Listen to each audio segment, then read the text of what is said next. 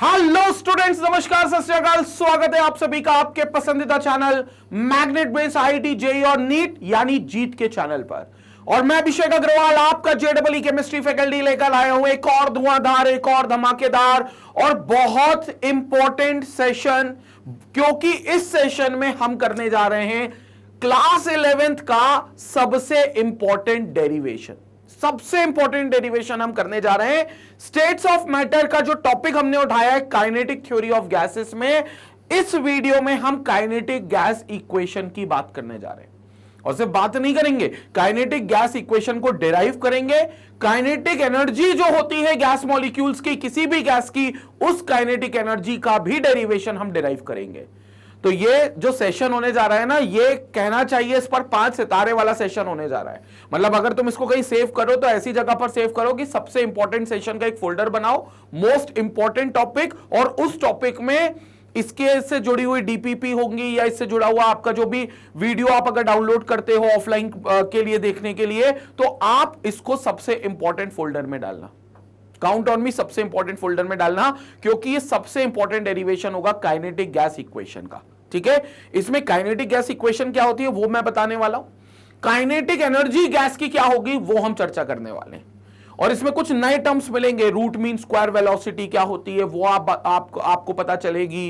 एक मोल के लिए क्या होगा, बोल्ट्जमैन कांस्टेंट क्या होगा, ये सारी बातें अपन इस वीडियो में करने वाले हैं। ठीक है, और ये पार्ट 2 है। पार्ट 1 में ऑलरेडी हमने काइनेटिक थ्योरी ऑफ गैसेस के पोस्टुलेट्स पढ़ दिए थे, जो कॉमन पॉइंट्स है वो पढ़ दिए थे, और कहीं ना कहीं उन पॉइंट्स को हम इस डेरिवेशन के माध्यम से प्रूव भी करेंगे।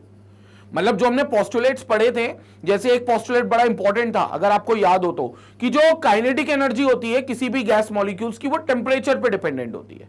वो उसके टेम्परेचर से डिपेंडेंट होती है। टेम्परेचर बदलोगे तभी बदलेगी, वरना नहीं बदलेगी। एब्सोल्यूट टेम्परेचर पे डिपेंडेंट होती है। तो इस बात को हम प्रूफ कर देंगे अपने इस वीडियो में। काइनेटिक गैस इक्वेशन में अपन 100% इस बात को प्रूफ करेंगे आज। क्लियर हो गया? तो ये सारी चीजें देखेंगे। इसके बाद आपको एक और इसका पार्ट आएगा, पार्ट 3, जहां पर डिफरेंट वेलोसिटी डिस्ट्रीब्यूशन होता है। यानी कि मैक्सवेल एक साइंटिस्ट थे, उन्होंने एक वेलोसिटीज को डिस्ट्रीब्यूट किया था गैस मॉलिक्यूल्स की। वो इसी काइनेटिक थ्योरी ऑफ गैसेस का पार्ट 3 बनेगा। और पार्ट 3 के बाद आपको मिलेगी डीपीपी, यानी कि डेली प्रैक्टिस प्रॉब्लम आपको मिलेगा। वो डीपीपी आपके लिए होगी, आपको सॉल्व करना है उस डीपीपी को। और फिर अगर कोई क्वेश्चन नहीं बने या कहीं कोई डाउट आए तो आपको वीडियो सॉल्यूशंस दिए जाएंगे डीपीपी के, जिसको आपको देखना है और अपना डाउट क्लियर करना है। बाकी आपको पता है लाइव डाउट क्लियरिंग सेशंस होंगे। आज का डाउट सेशन में आप जाकर अपना डाउट पूछ सकते हो। नीचे आपको एक लिंक दिया होगा, लिंक पर आप क्लिक करोगे, छोटा सा फॉर्म ओपन होगा, फोटो भेज सकते हो, और वो फोटो सीधे हम लोगों के पास एज अ डाउट व्हाट्सएप पर आता है। उसकी हम स्लाइड्स बनाकर लाइव डाउट क्लियरिंग सेशन जो हर संडे होता है उसमें आपके डाउट्स को कैटर करेंगे। साथ ही आपको यहां पर previous year questions, most important questions की प्रैक्टिस कराएंगे, और एक एक चैप्टर से करीबन 500-550 क्वेश्चंस हम लोग करने वाले हैं। उसके बाद उसके अलावा चैप्टर वाइज टेस्ट सीरीज आप दे सकते हो। टेस्ट सीरीज का बहुत नया फीचर है जो वेबसाइट पर बहुत जल्द अवेलेबल होगा, बहुत जल्द आपको मिलने वाला है। तो वेबसाइट पर ऑनलाइन टेस्ट आप अपीयर कर सकते हो, ऑनलाइन टेस्ट में आप पार्टिसिपेट कर सकते हो। ये फीचर आपको मैग्नेट बेस की वेबसाइट पे मिलेगा। और ये सारी चीजें आपको मिलती है बिल्कुल फ्री ऑफ कॉस्ट। कोई सब्सक्रिप्शन नहीं, कोई पैकेज नहीं खरीदना, कोई कोड नहीं लगाना डिस्काउंट के लिए, कुछ भी नहीं है, क्योंकि 100% एजुकेशन आपको फ्री मिलती है मैग्नेट बेस के प्लेटफॉर्म पर। और ये इतना सारा आईआईटी जेईई का कोर्स का मॉड्यूल है। इनफैक्ट ना सिर्फ यूट्यूब चैनल बल्कि वेबसाइट पर भी आप जाओगे तो सारे लेक्चर्स आप फ्री ऑफ कॉस्ट देख सकते हो। magnetbase.com पर जाओगे तो सारे लेक्चर्स आपको फ्री ऑफ कॉस्ट मिलेंगे। कोई भी कहीं पे भी आपको पैसा नहीं देना। और इतनी सारी चीजें हैं कि जो किसी के पेड कोर्स में भी नहीं है, उससे ज्यादा चीजें आपको मैग्नेट बेस पर फ्री ऑफ कॉस्ट मिलती हैं। तो भैया इंतजार किस बात का है, चैनल को सब्सक्राइब कर लें अगर नहीं सब्सक्राइब किया है तो, और बाकी लोगों के साथ चैनल का लिंक और इस वीडियो का लिंक जरूर शेयर करें। ठीक है, चलो अब स्टार्ट करते हैं अपन। सबसे इंपॉर्टेंट डेरिवेशन जो होगा काइनेटिक गैस इक्वेशन का, फॉलोड बाय काइनेटिक एनर्जी का। ठीक है, काइनेटिक गैस इक्वेशन क्या है पहले अपन उसकी चर्चा कर लेते हैं। ठीक है, काइनेटिक गैस इक्वेशन क्या अपन पहले उसकी चर्चा कर लेते हैं। तो this is a derivation of kinetic gas equation. But इस डेरिवेशन को स्टार्ट करने से पहले मैं चाहता हूं तुम इक्वेशन पहले देख लो। पहले इक्वेशन देख लो क्या है जिसको अपन डिराइव कर रहे हैं, एंड देयर आफ्टर उसके बाद हम लोग तुरंत इसको डिराइव करेंगे। ठीक है, तो सबसे पहले इक्वेशन क्या है, kinetic gas equation. PV, that is P into V is pressure into volume, will be equal to 1/3 mn mu RMS का whole square. This is what you called as kinetic gas equation. ये kinetic gas equation होती है, इसे आप कहते हो भाई ये काइनेटिक गैस इक्वेशन। तो ये आपकी काइनेटिक गैस इक्वेशन हो जाती है। बहुत इंपॉर्टेंट इक्वेशन है, बहुत सारी चीजें इसमें पता चलती हैं आपको, और ये बहुत बेस बनता है गैस के मॉलिक्यूल्स की काइनेटिक एनर्जी को निकालने में। So this is what you called as kinetic gas equation. और आज हम लोग इसी वीडियो में ये पूरी इक्वेशन को डिराइव करना सीखेंगे और ये देखेंगे कि ये कैसे मदद करेगा काइनेटिक एनर्जी गैस की निकालने में। काइनेटिक एनर्जी जो निकलेगी वो कैसे निकलेगी, इस इक्वेशन की मदद से। But this is what we called as kinetic gas equation. इस इक्वेशन में कुछ चीजें अपन जान लेते हैं, जैसे P जो होगा तो ये प्रेशर होगा, यानी कि जो गैस है उसका प्रेशर होगा ये P। V जो होगा this will be the volume of gas, ये वॉल्यूम होगा गैस का। 1/3 कांस्टेंट है।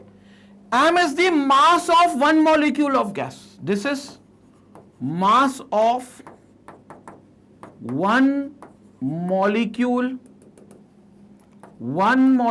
of gas. One molecule of gas. तो एक मॉलिक्यूल का जो मास है वो m होगा। n will be total number of molecules.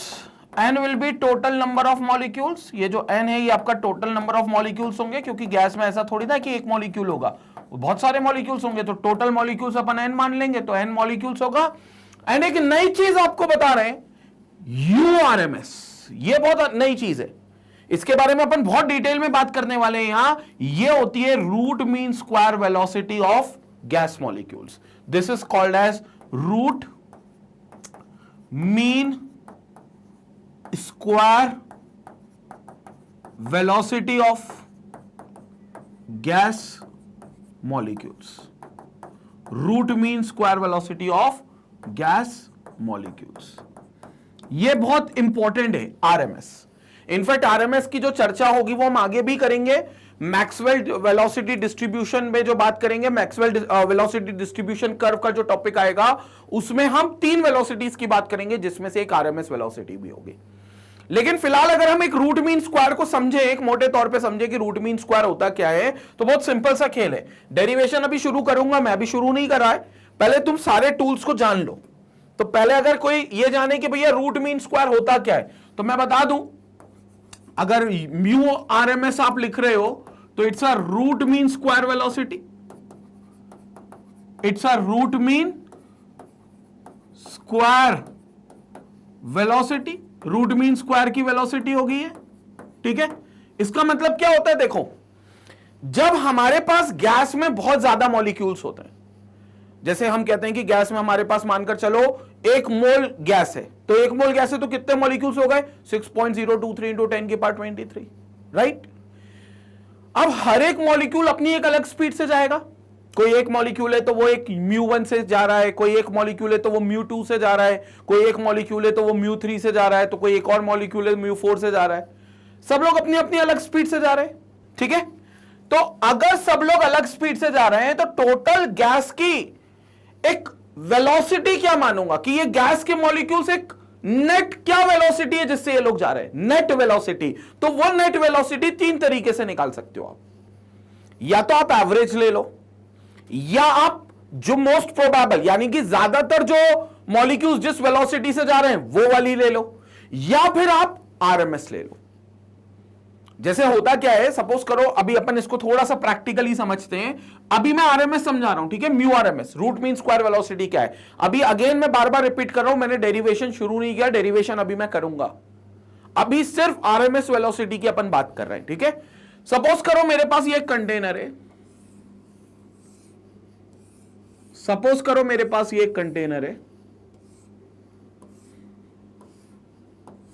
ये मेरे पास एक कंटेनर है, इसमें बहुत सारे मॉलिक्यूल्स हैं गैस के, बहुत सारे मॉलिक्यूल्स हैं। ये एक मॉलिक्यूल है, ये दूसरा मॉलिक्यूल है, तीसरा, चौथा, पांचवा, छठा, ऐसे करते करते बहुत सारे मॉलिक्यूल्स हैं, बहुत सारे मॉलिक्यूल्स हैं। जाहिर सी बात है सबकी अपनी अपनी स्पीड होगी। जाहिर सी बात है सबकी अपनी स्पीड होगी। कोई मॉलिक्यूल होगा जो μ1 से जा रहा है, कोई मॉलिक्यूल होगा जो μ2 से जा रहा है, कोई मॉलिक्यूल होगा जो μ3 से जा रहा है, कोई मॉलिक्यूल होगा जो μ4 से जा रहा है, कोई मॉलिक्यूल होगा जो μ5 से जा रहा है, कोई μ6 से जा रहा है। ऐसे करते करते टोटल μn होंगे। तो अगर मैं बोलूं कि यार सारे मॉलिक्यूल्स की एक नेट वेलोसिटी क्या आएगी जिससे मैं गैस की काइनेटिक एनर्जी निकाल लूं, क्योंकि गैस की जब हम काइनेटिक एनर्जी निकालते हैं तो काइनेटिक एनर्जी क्या होती है, हाफ mv²। हाफ m, चलो m तो हमें निकल जाएगा, मास ऑफ गैस वो तो हम ही ने लिया तो हमें पता है कितना वजन है, लेकिन वेलोसिटी में क्या रखेंगे, मतलब इस गैस के मॉलिक्यूल वाली रखेंगे, 1 वाली की, 2 वाली की, 3 वाली की, 4 वाली की, 5 वाली की, 6, कौन सी रखेंगे पता ही नहीं है। तो इस केस में हम निकालते हैं आरएमएस वेलोसिटी, जिसको कहते हैं रूट मीन स्क्वायर वेलोसिटी।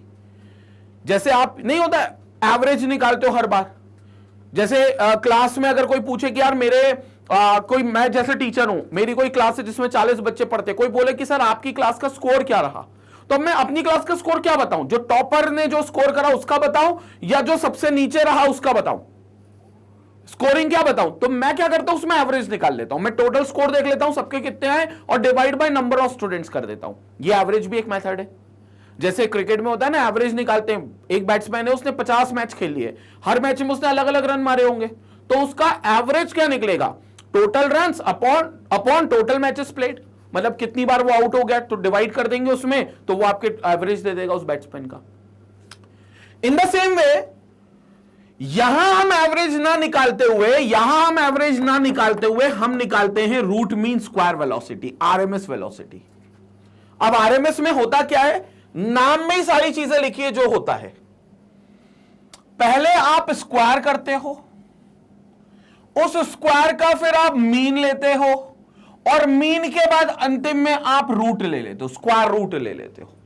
तो पहले आपने स्क्वायरिंग करी, स्क्वायरिंग करने से चीजें एक्सपोनेंशियली बढ़ गई, आपने फिर एवरेज लिया और फिर एवरेज का आपने क्या कर दिया, स्क्वायर रूट ले लिया। तो this is called as root mean square velocity. और ये बहुत सिंपल होगी, जैसे मान लो एक मॉलिक्यूल है तो वो μ1 से जा रहा है, तो μ1 का स्क्वायर करा और एवरेज लेना है तो फिर μ2 का भी स्क्वायर करा, μ3 का भी स्क्वायर करा, plus dash dash dash dash dash up to μn का स्क्वायर कर दिया। क्या मानते हुए कि टोटल मॉलिक्यूल्स n है, n कैपिटल ले लेते अपन, क्योंकि अपन कैपिटल n लेकर चले थे, तो टोटल मॉलिक्यूल्स अपन n स्क्वायर मान लेते। ये टोटल मॉलिक्यूल्स की स्क्वायरिंग कर दी अपन ने और ऐड कर दिया। अब एवरेज निकालने के लिए डिवाइड बाय n कर देते हैं, टोटल मॉलिक्यूल से डिवाइड कर देते हैं, तो ये मीन हो गया। अभी ये मीन हुआ स्क्वायर का, पहले स्क्वायरिंग करी और फिर स्क्वायर का मीन कर दिया। अब इसका स्क्वायर रूट ले लेते, तो इस पूरे टर्म का अपन ने ले लिया स्क्वायर रूट, ये तो this will be regarded as root mean square velocity.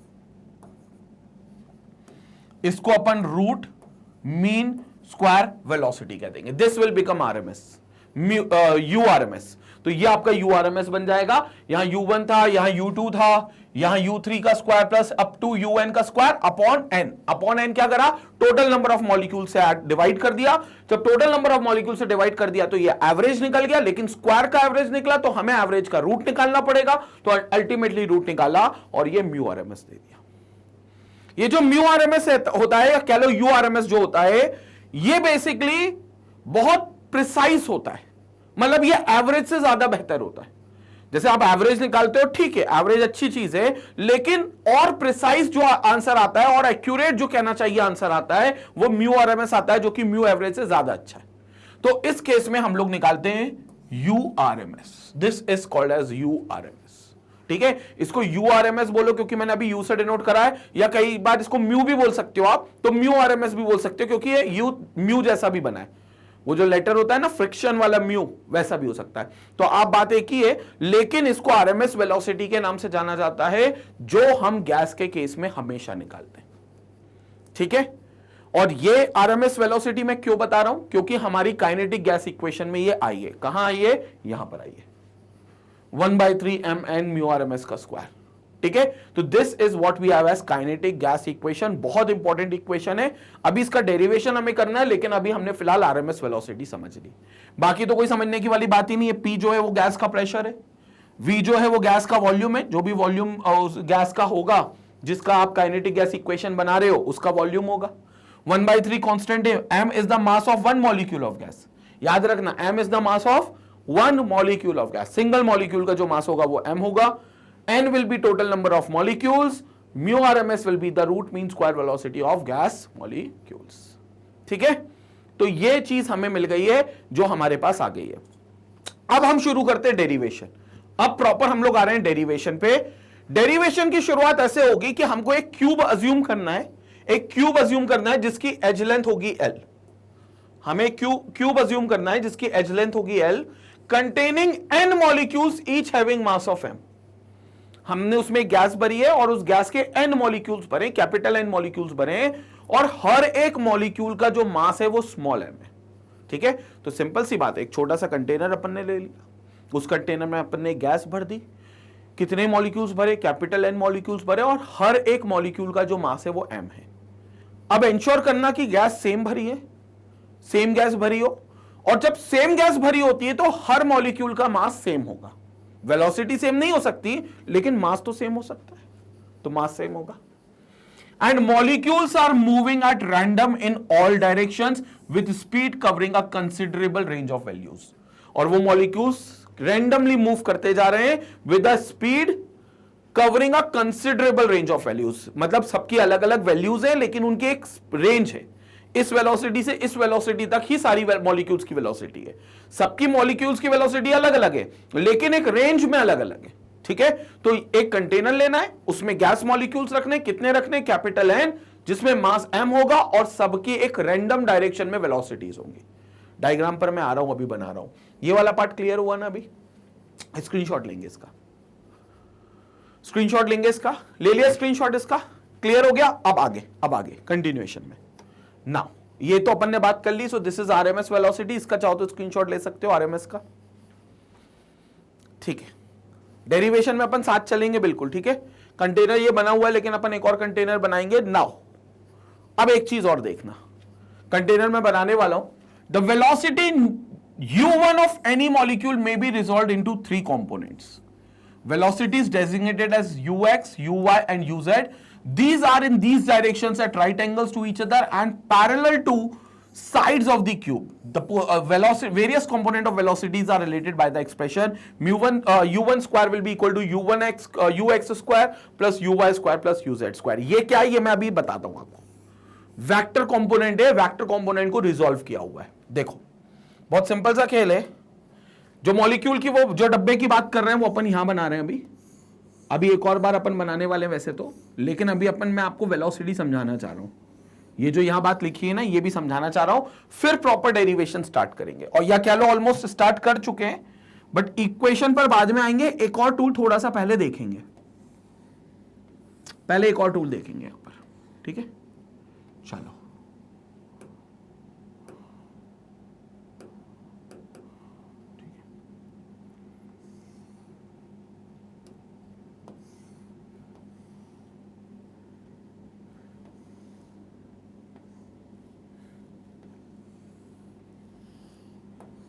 ये अपन ने कंटेनर ले लिया, राइट। ये अपने पास एक कंटेनर आ गया। ठीक है, इसमें अपन ने गैस के n मॉलिक्यूल्स भर दिए। ठीक है, एक मॉलिक्यूल ये, एक ये, एक ये, एक ये, एक ये, यहां से दिख रहा है। ठीक है, ये अपन ने n मॉलिक्यूल्स इस गैस के यहां पर भर दिए। n कोई भी नंबर हो सकता है। ठीक है, वो आप मोल्स निकालोगे, मोल से पता कर लोगे। मोल्स कैसे निकलेंगे? क्योंकि आपको गैस का मास पता होगा, तो मोल्स पता चल जाएंगे। मोल्स पता चल गए तो मॉलिक्यूल्स की संख्या पता चल गई। अपन पहला चैप्टर पढ़ ही लिए। ठीक है, अब इसमें n मॉलिक्यूल्स हैं, तो this is a container of gas containing n molecules of gas each having a mass of small m. सबका मास स्मॉल m है। तो एक मॉलिक्यूल अगर मैं देखूं, ये मेरे पास एक मॉलिक्यूल है। ठीक है, ये एक मॉलिक्यूल है जिसका मास है स्मॉल m, ये स्मॉल m है, और ये रैंडमली किसी भी डायरेक्शन में मूव कर रहा है। सपोज करो ये किस डायरेक्शन में मूव कर रहा है, ये इस डायरेक्शन में मूव कर रहा है। ठीक है, और थोड़ा सा क्लियर बनाते हैं यहां पर। तो मेरे पास कौन सा मॉलिक्यूल है? मेरे पास ये एक मॉलिक्यूल है, दिस इज अ मॉलिक्यूल। एक मॉलिक्यूल उठाया मैंने, this is only one molecule, और मैंने कहा कि इसका अपना मास है दैट इज m, इसका अपना मास है that is m। Small m इसका खुद का मास है, सारे गैस मॉलिक्यूल्स का अपना मतलब सेम मास ही होगा m, बस वेलोसिटी सबकी अलग अलग होगी। और मान लेते हैं कि इसकी वेलोसिटी है ये u1, इसकी वेलोसिटी है ये u1, मतलब ये u1 वेलोसिटी से इस डायरेक्शन में जा रहा है, u1 वेलोसिटी से ये इस डायरेक्शन में जा रहा है। अब एक बात कंफर्म है, थ्री डायमेंशनली अगर इस बात को समझें कि एक m मास का मॉलिक्यूल, एक m मास का मॉलिक्यूल इस डायरेक्शन में अगर u1 वेलोसिटी से जा रहा है तो वो तीनों डायरेक्शंस में अपना कंट्रीब्यूशन दे रहा होगा वेलोसिटी का, तो वो तीनों डायरेक्शन में अपनी वेलोसिटी का कंट्रीब्यूशन दे रहा होगा, पक्की बात है। सर तीनों डायरेक्शन मतलब थ्री डायमेंशन में तीन डायमेंशंस होती हैं, X axis, Y axis, Z axis. Are you getting my point? X axis, Y axis, Z axis. तो जब मैं इसको कह रहा हूं ये m u1 से जा रहा है तो डोंट थिंक ये बोर्ड की प्लेन में जा रहा है, ये ऐसे कहीं जा रहा होगा, ऐसे। Are you getting my point? मतलब थोड़ा सा x में, थोड़ा सा y में और थोड़ा सा z में, समझ गए? ऐसे जा रहा होगा, ऐसे। मतलब यहां से है तो ये ऐसे निकल रहा होगा। अब वो मैं दिखा नहीं सकता इसलिए मैंने आपको यहां पर बोर्ड पर ये u1 की ये डायरेक्शन दे दी। तो यहां वो ऐसे जा रहा होगा, बोर्ड के बाहर होता हुआ जा रहा होगा, बोर्ड के बाहर भी जा रहा होगा, ऊपर भी जा रहा होगा और यहां भी जा रहा होगा। तो मतलब तीनों डायमेंशंस में उसका कंट्रीब्यूशन है, बिल्कुल सही बात। तो तीनों डायमेंशंस में अगर उसका कंट्रीब्यूशन है तो यहां पर मान लेते हैं, यहां पर मान लेते हैं वो ux1 चल रहा है, यहां पर मान लेते हैं वो uy1 चल रहा है और यहां वो मान लेते हैं z में वो uz1 चल रहा है, यहां मान लेते हैं z में वो uz1 चल रहा है। क्लियर हो गया? तो कुछ कंट्रीब्यूशन उसका x में, कुछ कंट्रीब्यूशन y में, कुछ कंट्रीब्यूशन z में। कंसेप्ट क्लियर हो गया? यह भी एक टूल है जो डेरिवेशन में काम आएगा। तो u1 उसकी एक वेलोसिटी हो गई, ठीक है। अब सवाल यह है कि सर ये u1 को अगर हमें रिजॉल्व करना हो x, y और z में तो हम कैसे लिख सकते हैं? तो वेक्टर के हिसाब से, ये फिजिक्स का पार्ट है, वेक्टर के हिसाब से आप लिख सकते हो that u1 will be equal to ux1 का आई कैप, वेक्टर में लिख रहे हैं, देखना ये पूरा फिजिक्स का फंडा है। u1 इक्वल टू ux1 का आई कैप प्लस uy1 का जे कैप प्लस z का के कैप, z1 का के कैप। क्लियर हो गया? मतलब बहुत सिंपल सा फंडा है, अपन को लेते हुए चलना है। ये फिजिक्स है, मतलब आई जे के जो सिस्टम होता है वो वेक्टर का सिस्टम होता है, जिसमें आई जो होता है वो एक्स डायरेक्शन का यूनिट वेक्टर होता है, जो जे कैप होता है वो वाई डायरेक्शन का यूनिट वेक्टर होता है और जो के कैप होता है वो जेड डायरेक्शन का यूनिट वेक्टर होता है। तो एक्स दिशा में कितना वो चला है यूनिट वेक्टर उस डायरेक्शन में होगा, तो सिर्फ उसको डायरेक्शन दिखाने के लिए यूनिट वेक्टर को मल्टीप्लाई करेंगे और यूनिट वेक्टर को जब मल्टीप्लाई करते हैं तो 1 मैग्नीट्यूड से मल्टीप्लाई होता है, इसलिए उस वैल्यू में कोई चेंज नहीं आएगा। सिर्फ कैप के साथ मल्टीप्लाई करने से, यूनिट वेक्टर के साथ मल्टीप्लाई करने से सिर्फ डायरेक्शन प्रिसाइज हो जाती है। जैसे आई कैप बोलेगा कि भाई एक्स में चल रहा हूं, वाई जे कैप बोलेगा वाई में चल रहा है, के कैप बोलेगा जेड में चल रहा है, ये प्रिसाइज होता है। अब u1 equal to ux i cap plus uy j cap plus z1 के कैप, तो u1 will be equal to, अगर हम इसका मॉड लें तो इसका मॉड क्या हो जाएगा? u1 will be equal to, mod of u1 will be equal to ux का स्क्वायर, x1 का स्क्वायर प्लस uy1 का स्क्वायर प्लस uz1 का स्क्वायर का अंडर रूट। तो ये आपका u1 का मैग्नीट्यूड आ जाएगा। अब एक्चुअली होता क्या है कि ये मैग्नीट्यूड तो आ गया, ये हमने क्या करा, सिंपल स्क्वायर कर दिया वेक्टर्स का और रूट ले लिया, तो u1 की वैल्यू आ गई। अब जो u1 होता है बेसिकली, ये हम मानकर चलेंगे कि ये जितना x में चला उतना y में चला और उतना z में चला। मतलब जब एक मॉलिक्यूल था गैस का, वो ऐसे जा रहा है तो वो इक्वल कंट्रीब्यूशन दे रहा है तीनों डायमेंशंस में, यानी कि मैग्नीट्यूड वाइज जितना वो x में चला उतना वो y में चला और उतना ही वो z में चलेगा। जितना x में उतना y में उतना ही z में।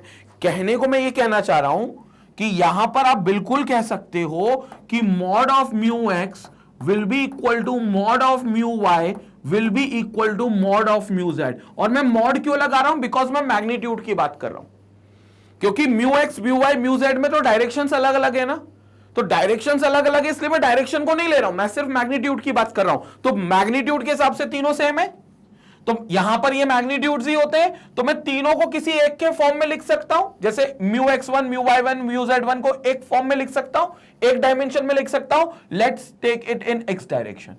तो मॉड ऑफ म्यू1 क्या हो गया? तो मॉड ऑफ म्यू1 क्या हो गया? ध्यान से देखेंगे, मॉड ऑफ म्यू1 विल बी इक्वल टू म्यू x1 का स्क्वायर प्लस म्यू x1 का स्क्वायर प्लस म्यू x1 का स्क्वायर। 3 बार ये ऐड हो गया, इसका अंडर रूट। समझ में आया? कुछ समझ में आया? क्योंकि सबके मैग्नीट्यूड सेम है, मैग्नीट्यूड सेम है, तो मैंने सबको म्यू x1 के टर्म्स में लिख दिया। अब म्यू x1 का स्क्वायर प्लस म्यू x1 का स्क्वायर प्लस म्यू x1 का स्क्वायर, 3 म्यू x1 का स्क्वायर और इसका अंडर रूट को यहां ले जाएंगे तो म्यू 1 का भी स्क्वायर हो जाएगा। मतलब यहां पर अपन को पता चल जाएगा कि म्यू 1 का square will be equal to 3 times of mu x1 का स्क्वायर। कंसेप्ट क्लियर हो गया? तो हम लिख सकते हैं म्यू 1 का square will be equal to 3 times of mu x1 का स्क्वायर।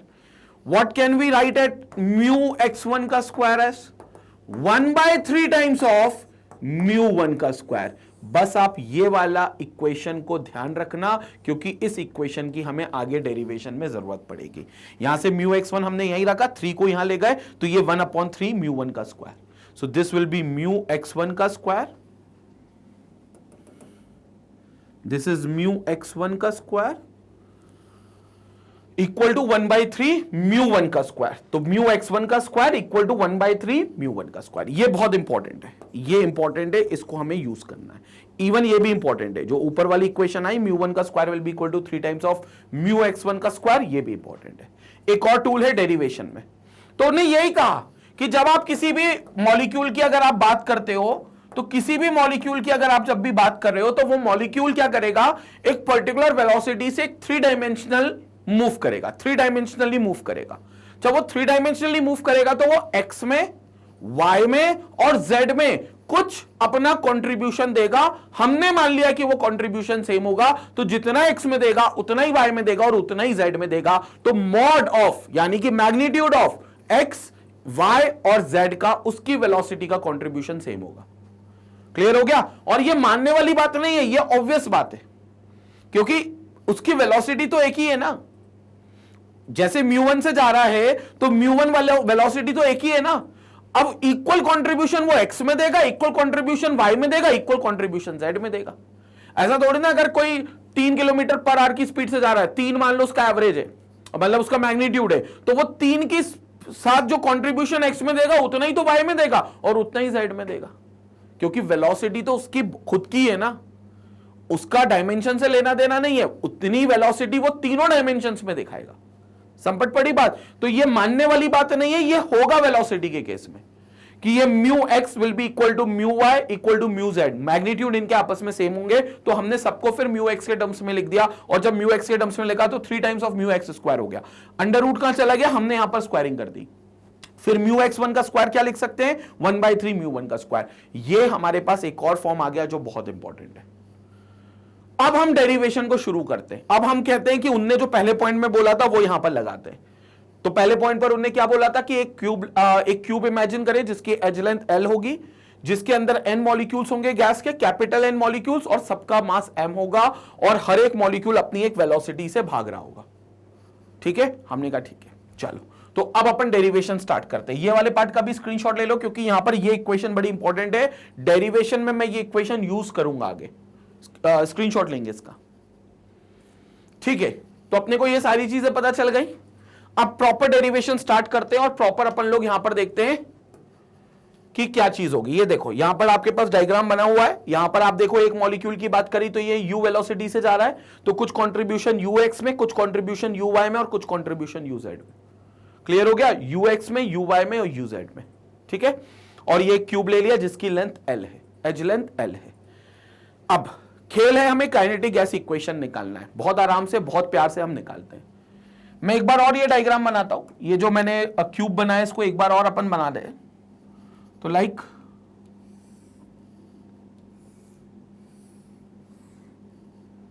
ठीक है,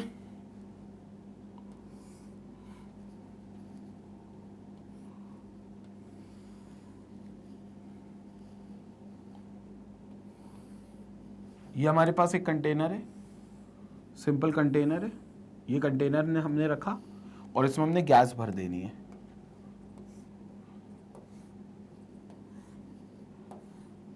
इसमें हमें गैस भर देनी है, ठीक है। तो ये हमने कंटेनर बना लिया। इसकी यहां पर ये एक लेबलिंग की है इस दीवार पे ABCD। क्यों लेबलिंग की उसका भी मैं मतलब बताऊंगा आपको, ठीक है। इस कंटेनर ये क्यूब है, परफेक्ट क्यूब है, इसकी एज लेंथ है L, ठीक है। भले वो अभी दिख नहीं रहा है but it's a perfect cube जिसकी एज लेंथ है L। ये एज लेंथ है L। इसके अंदर बहुत सारे मॉलिक्यूल्स हैं बट फिलहाल मैं सिर्फ एक मॉलिक्यूल की बात करना चाहता हूं, इस मॉलिक्यूल की जिसका मास m है, but it contains n molecules. But मैं डेरिवेशन एक मॉलिक्यूल को ध्यान में रख के करूंगा, बाद में वो सब चीज मैं n मॉलिक्यूल्स पे लगा दूंगा। फिलहाल एक मॉलिक्यूल की बात करते हैं और ये मानते हैं कि ये मॉलिक्यूल जो है ये इस स्पीड से यहां जा रहा है, दैट इज u1 स्पीड से, u1 स्पीड से यहां जा रहा है, ठीक है। तो ये u1 तीन जगह कंट्रीब्यूट करेगा, x में, y में और z में। मैं इसका x वाला वेक्टर ले लेता हूं, मैं इसका x वाला वेक्टर ले लेता हूं कि ये x में इस वेलोसिटी से जा रहा है। किस वेलोसिटी से? ux1 वेलोसिटी से जा रहा है, ux1 से, ठीक है। तो ये ux1 से इस कंपोनेंट में ट्रैवल कर रहा है, मतलब x डायरेक्शन में ट्रैवल कर रहा है ux1 स्पीड से। कर ये u1 से रहा है ऐसे, लेकिन x डायरेक्शन में जो उसकी स्पीड है वो ux1 है। जो u1 से x डायरेक्शन में जो स्पीड आएगी वो ux1 आएगी। सर आप ux1 ही क्यों ले रहे हो, आप uy1 और uz1 में भी तो दौड़ेगा। हां, तो मैं बाद में ux1 को चेंज कर दूंगा, मैं yz xyz तीनों के लिए ले लूंगा। कैसे लूंगा वो मेरे पे छोड़ो, लेकिन अभी मैंने सिर्फ x कंपोनेंट वेलोसिटी का माना है और x कंपोनेंट में मैंने माना है बिल्कुल ऐसे ट्रैवल कर रहा है, बिल्कुल ऐसे ट्रैवल कर रहा है। अब ये ट्रैवल कर रहा है इस दीवार की तरफ। किस दीवार की तरफ? ABCD वाली दीवार की तरफ। समझ में आया? ABCD लेबलिंग क्यों की थी? ये बताने के लिए कि अब ये इस दीवार की तरफ ट्रैवल कर रहा है, यानी कि अब ये इस दीवार की तरफ जा रहा है, ABCD वाली दीवार की तरफ, इस दीवार की तरफ ट्रैवल कर रहा है। ऑब्वियसली यहां पर एक पर्टिकुलर मोमेंटम लेकर जा रहा होगा। जब इधर जा रहा है x डायरेक्शन में तो एक पर्टिकुलर मोमेंटम लेकर जा रहा होगा। क्या होगा वो मोमेंटम? जब वो इस डायरेक्शन में जा रहा है तो what will be it's momentum? So initial momentum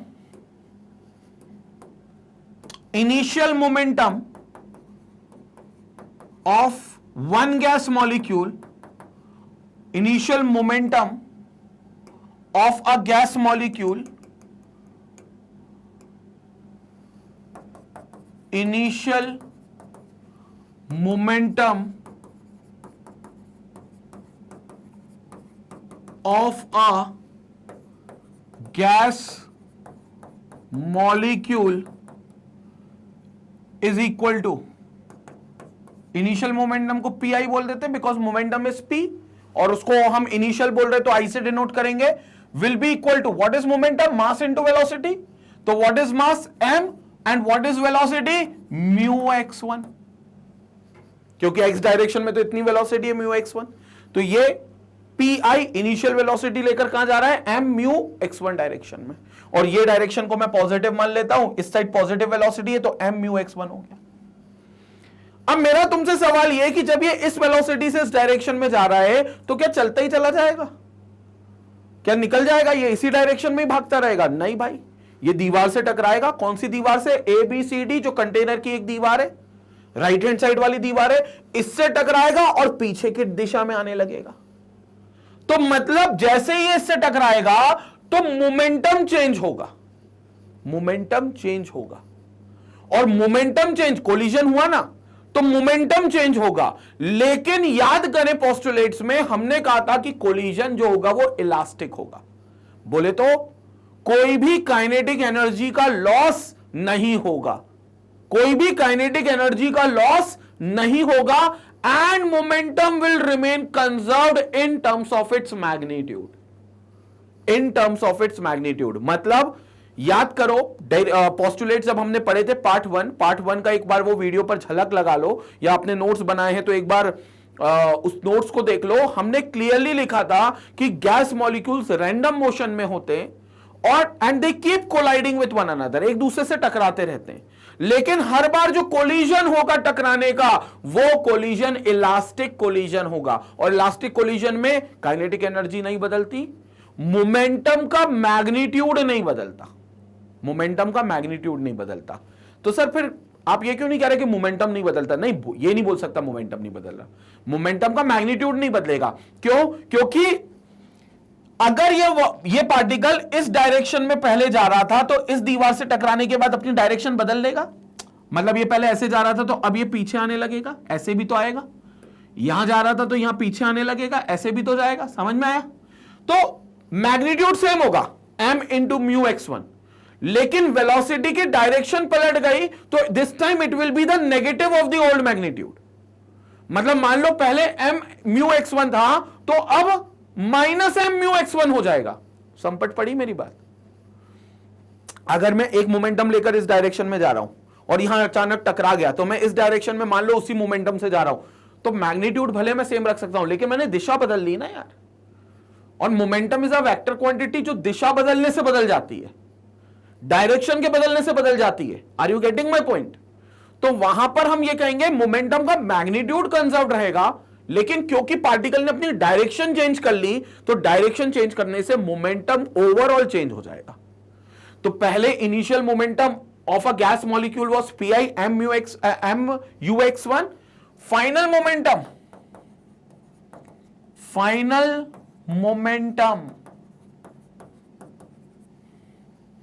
of a gas molecule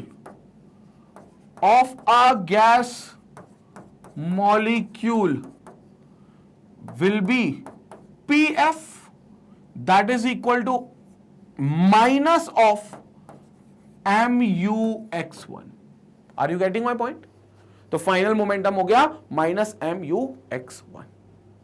ठीक है, तो इनिशियल मोमेंटम है mu x1, फाइनल मोमेंटम है माइनस mu x1। अब कोई पूछे what is the change in the momentum, इस पार्टिकल के मोमेंटम में क्या चेंज हुआ?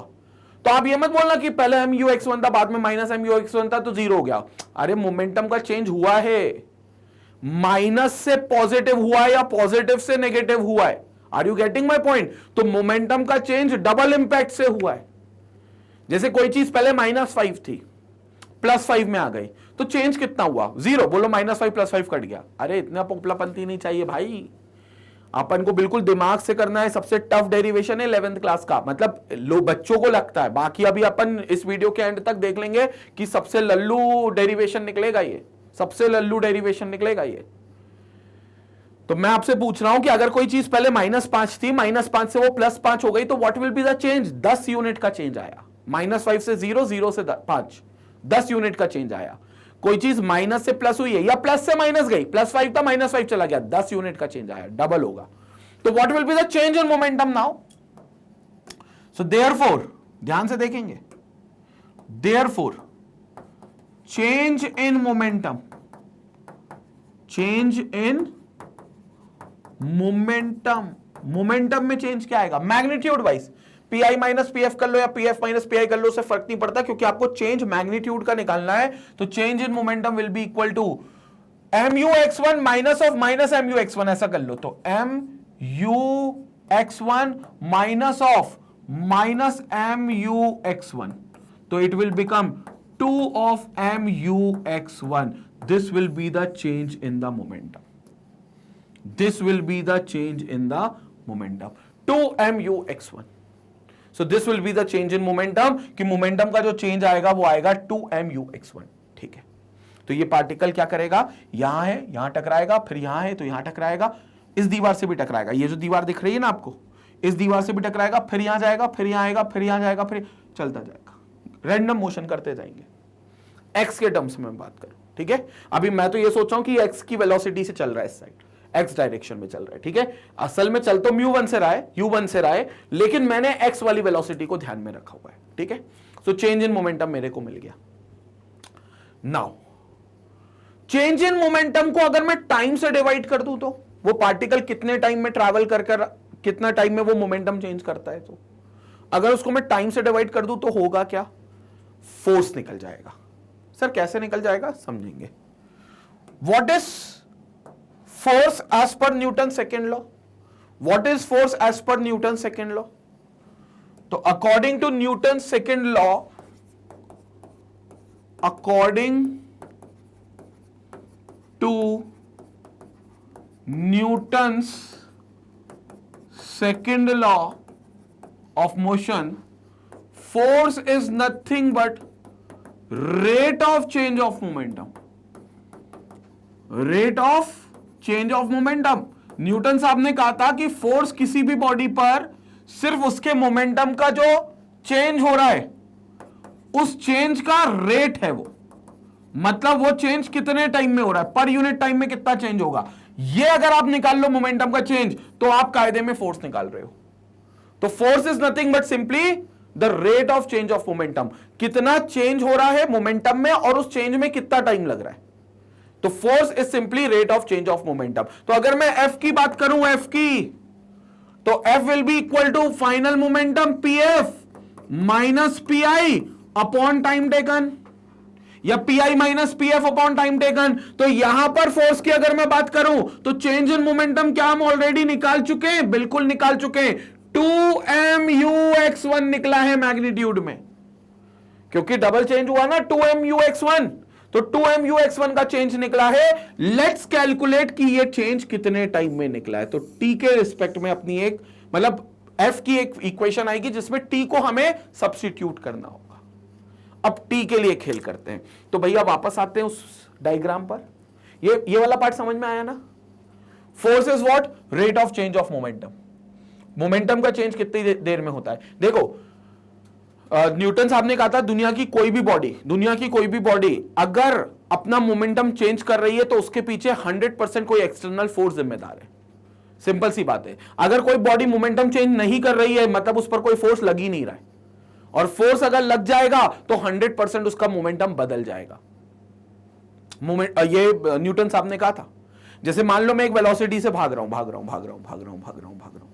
तो मैं अपना एक मोमेंटम कैरी कर रहा हूं, राइट, क्योंकि मेरे पास एक अपना मास है और मेरे पास अपनी एक वेलोसिटी है।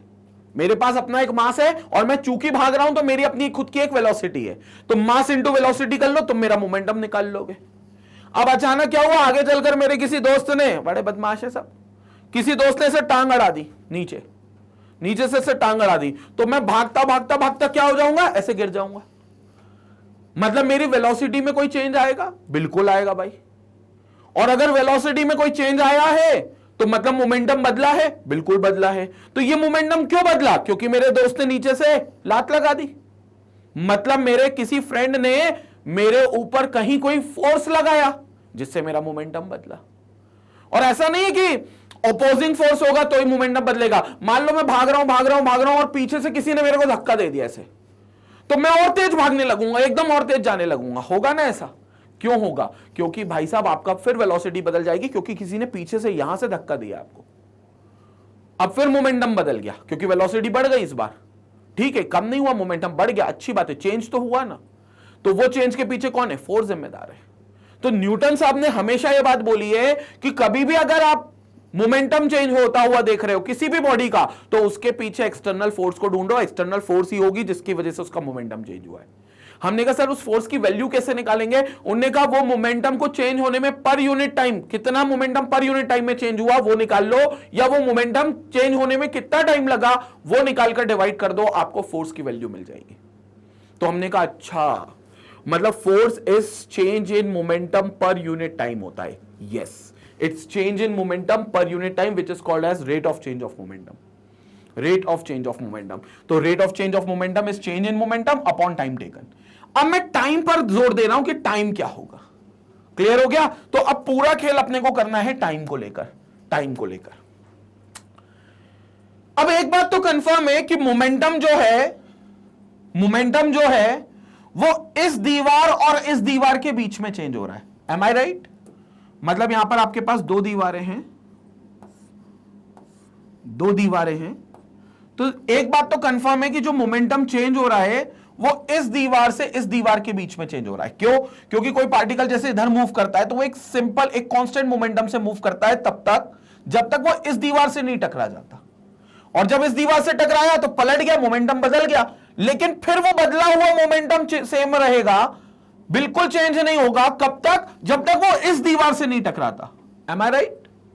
जब तक वो इस दीवार से नहीं टकराता। तो मतलब दोनों दीवारों के बीच में जब तक वो ट्रैवल करेगा पार्टिकल, गैस मॉलिक्यूल, चाहे इस दिशा में ट्रैवल करे या इस दिशा में ट्रैवल करे, उस समय वो अपना मोमेंटम चेंज नहीं करता। ये चेंज कब करता है? जब वो दीवारों पर पहुंच जाता है, या तो इस वॉल पर कंटेनर की या इस वॉल पर कंटेनर की। तो दोनों वॉल पर पहुंचते पहुंचते क्या होता है उसका, तब मोमेंटम चेंज होता है। दोनों वॉल्स पर इसमें पहुंच जाए तो यहां मोमेंटम चेंज, इधर पहुंच जाए तो यहां मोमेंटम चेंज। तो इसका मतलब इस चेंज इन मोमेंटम में उसको उतना ही टाइम लगेगा जितना टाइम उसको यहां से यहां ट्रैवल करने में लगेगा। एम आई राइट? तो यहां पर टोटल चेंज इन मोमेंटम कहां से कहां होगा? इस दीवार से इस दीवार और इस दीवार से वापस इस दीवार। टोटल कंप्लीट एक मोमेंटम, समझ रहे हो? बदलाव तो दो जगह हुए, इस दीवार से और इस दीवार पे भी हुए, लेकिन कंप्लीट एक पूरा मोमेंटम चेंज कहां से हुआ? जब मॉलिक्यूल मान लेते इस वॉल से स्टार्ट करा, यहां गया, यहां टकराया, यहां से फिर वापस आया और फिर यहां टकरा गया। समझ में आया? तो यहां जस्ट टकराने से पहले वाला मोमेंटम क्लियर हो गया, क्योंकि यहां पर एक मोमेंटम लेकर गया, यहां पर ये उसको पहला चेंज मिला और यहां पर वो मोमेंटम आएगा। अब टकराने के बाद वो वापस से ओरिजिनल वाला मोमेंटम आएगा जहां से मैंने शुरू किया था। तो जस्ट उससे पहले जो मोमेंटम रहेगा वो total change in momentum calculate होगा, वो टोटल होगा 2mu(x1). इधर mu(x1), इधर पूरा mu(x1), तो 2mu(x1). और इस टोटल मोमेंटम चेंज में कितना टाइम लगेगा वो हम निकाल रहे हैं। तो it will be this distance दोनों तरफ, यानी कि L plus L distance upon speed. क्योंकि टाइम क्या होता है? Distance upon speed. क्योंकि स्पीड क्या होती थी? Distance upon time. भाई स्पीड क्या होती थी? Speed is what? Distance upon time. तो यहां देख लेते, speed is equal to what? Distance upon time.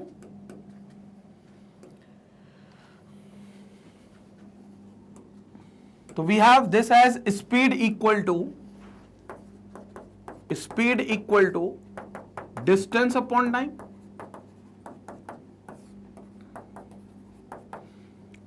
तो what is time? Time will be equal to distance upon speed. तो टाइम जो हो जाएगा वो डिस्टेंस अपॉन स्पीड के इक्वल हो जाएगा। So this will be time which will be equal to distance upon speed. तो टाइम जो हो जाएगा वो डिस्टेंस अपॉन स्पीड के इक्वल हो जाएगा। अब डिस्टेंस कितना है? बहुत सिंपल सा खेल है। डिस्टेंस कितना है? L plus L, 2L। Speed कितनी है? x वाली काउंट करेंगे सिर्फ, क्योंकि सारी बातें हम x के लिए चल रहे हैं। अभी मैं x को रिप्लेस कर दूंगा, आप उसकी चिंता मत करो कि x में क्यों ली सर, y और z में भी तो वेलोसिटी का कंट्रीब्यूशन है, वो अपन कर देंगे। लेकिन फिलहाल मेरा ये है कि भैया ये μx इधर चल रहा है, तो μx1 की स्पीड से चल रहा है, तो divide by μx1, that's the speed. तो time is equal to distance upon speed. Time is equal to distance upon speed. So time travel by a gas molecule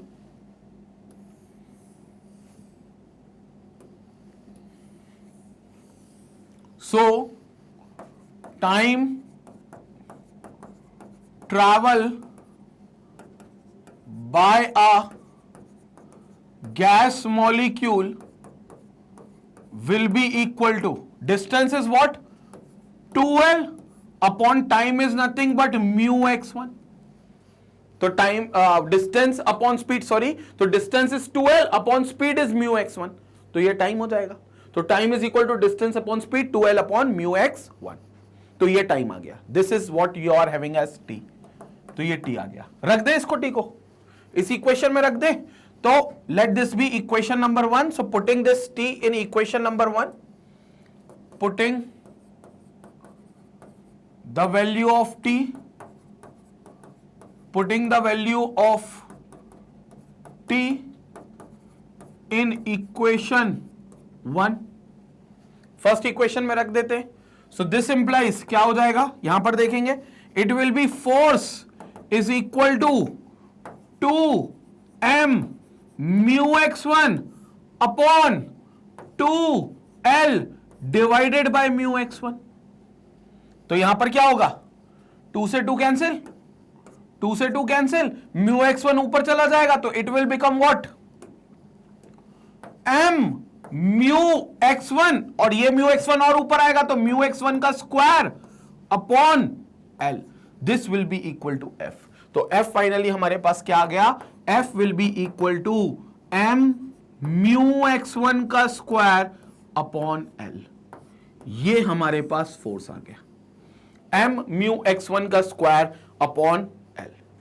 तो ये एक फोर्स आ गया जो m मास के मॉलिक्यूल x डायरेक्शन में जब velocity से चलता है तो इतना फोर्स लगाएगा.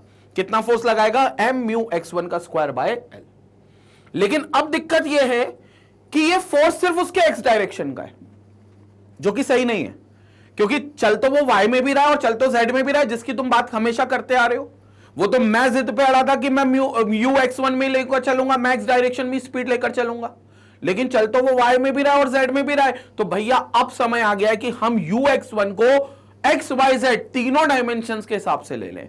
तो u x1 का स्क्वायर है, ये u x1 का स्क्वायर है. ध्यान से सुनना, बार बार मैं mu x1 बोल रहा हूं but it's u x1. mu x1 भी बोलोगे तो गुनाह नहीं है कोई. अब बात समझना, u x1 का स्क्वायर यहां देखो हमने लिखा हुआ है, it is equal to 1/3 u1 का स्क्वायर. और u1 क्या है, वो वेलोसिटी जो मैंने अपने पार्टिकल की शुरुआत में मान ली थी u1, जो सही वेलोसिटी थी, उसका एक कंपोनेंट मैंने सिर्फ ले लिया था ux1, क्योंकि मैंने पूरा डेरिवेशन फोर्स की जो वैल्यू निकालनी थी वो ux1 के टर्म्स में निकालनी थी. बट अब मैं क्या करूंगा, ux1 को u1 के टर्म्स में लिख दूंगा. और क्या लिख सकता हूं ux1 को u1 के टर्म्स में, 1/3 u1 का स्क्वायर. ux1 का स्क्वायर विल बी 1/3 u1 का स्क्वायर. तो समय आ गया यहां पर रख दें. So now we know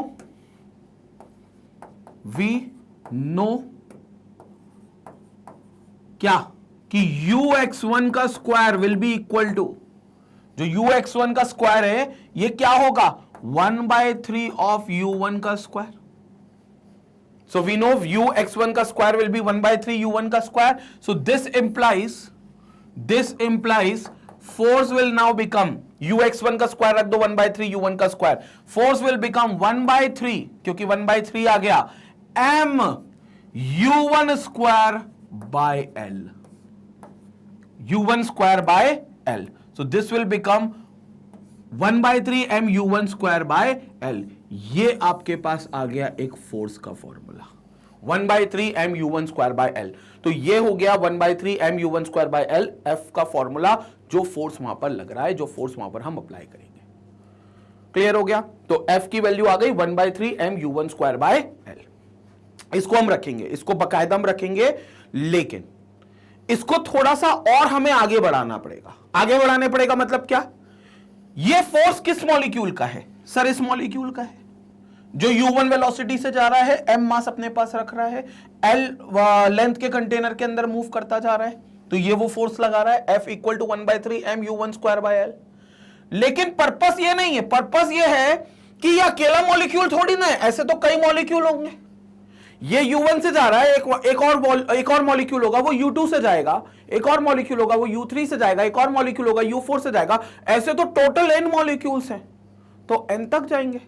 तो सबके हमें फॉर्मूले बनाने पड़ेंगे, बिल्कुल, और बनाएंगे भी इसी फॉर्मूले को सिमिलरली करके बनाएंगे, क्योंकि ये एक मॉलिक्यूल का फोर्स है. This is a force exerted by one molecule of a gas, और first molecule of a gas कहना चाहिए, फर्स्ट मॉलिक्यूल जो हमने लिया था, force exerted by first molecule of gas, first molecule of gas,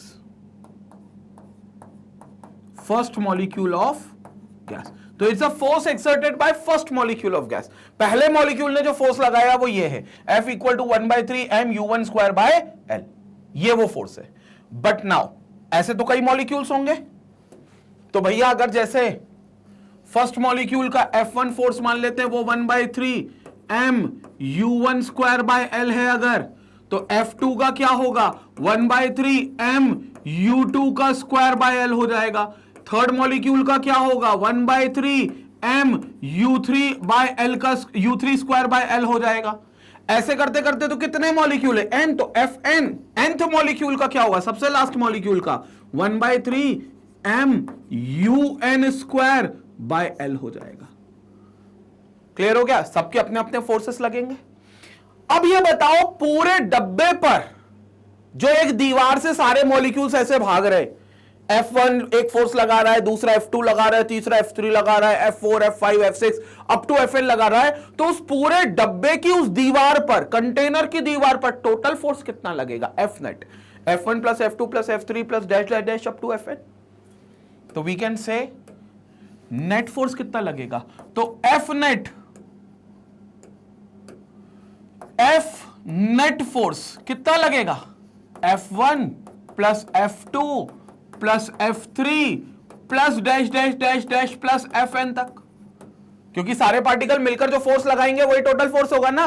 मानकर चले अपन एक कमरे में क्लासरूम में अपन बैठे हैं और मानकर चलो मेरे साथ 10 बच्चे और पढ़ाई कर रहे हैं, तो मैं एक फोर्स लगा रहा हूं जिससे एक दीवार को धक्का दे रहा हूं। कमरे में एक दीवार है, इसको अपन को तोड़ना है आज, तो मैंने इसको धक्का देना चालू कर दिया, तो मेरा फोर्स लग गया F1, एक और बच्चे ने लगाया F2, एक और ने लगाया F3, एक और ने F4 F5 F6, सबने अपने अपने फोर्स लगाए। इस दीवार पे टोटल फोर्स कितना लगेगा, सबका सम, सबके फोर्सेस का सम, F1 plus F2 plus F3 plus F4 जितने भी टोटल फोर्सेस लग रहे हैं सबका सम, तो वही नेट फोर्स हमने यहां पर करनी है। तो F net will be equal to, ध्यान से देखेंगे, F net will be equal to F1 is what 1/3 mu1 square by L plus 1/3 mu2 square by L plus 1/3 mu3 square by L dash dash dash plus 1/3 mun square by L। Right? Clear हो गया? क्या हम इसमें से 1/3 common ले ले, बल्कि m भी कॉमन ले सकते हैं, तो 1/3 m कॉमन ले लेते हैं, तो F net will be equal to 1/3 m मैंने कॉमन ले लिया, ध्यान से देखेंगे, F net will be equal to 1/3 m मैंने कॉमन ले लिया, ध्यान से देखते हुए चलेंगे, 1/3 m कॉमन ले लिया तो क्या बचा, L भी था तो m/L कॉमन ले लिया, 1/3 m/L मैंने कॉमन ले लिया, ठीक है, 1/3 m/L मैंने कॉमन ले लिया, तो अब ब्रैकेट में क्या बचा, u1 का स्क्वायर प्लस u2 का स्क्वायर प्लस u3 का square plus dash dash dash up to un का स्क्वायर, ये बचा total, this will be the total thing. तो u1 का स्क्वायर प्लस u2 का स्क्वायर प्लस u3 का square plus dash dash dash up to un का square, ये हो गया 1/3 m/L। m/L तो बाहर आ गया क्योंकि ये सब में कॉमन था, कांस्टेंट वैल्यूज थी, तो ये बाहर आ गई, u1 square plus u2 square plus u3 square plus dash dash dash un square. अब इस बात को देखना, जरा इस बात को देखना, मैं इसमें क्या करने वाला हूं, F net, net force, net force मतलब मैं टोटल फोर्स की बात कर रहा हूं, ठीक है, उसको अभी F नेट लिख रहा हूं, बाद में F लिख दूंगा सिर्फ, क्योंकि मैं टोटल फोर्स की बात कर रहा हूं, ये F1 से सबके 1/3 m/L।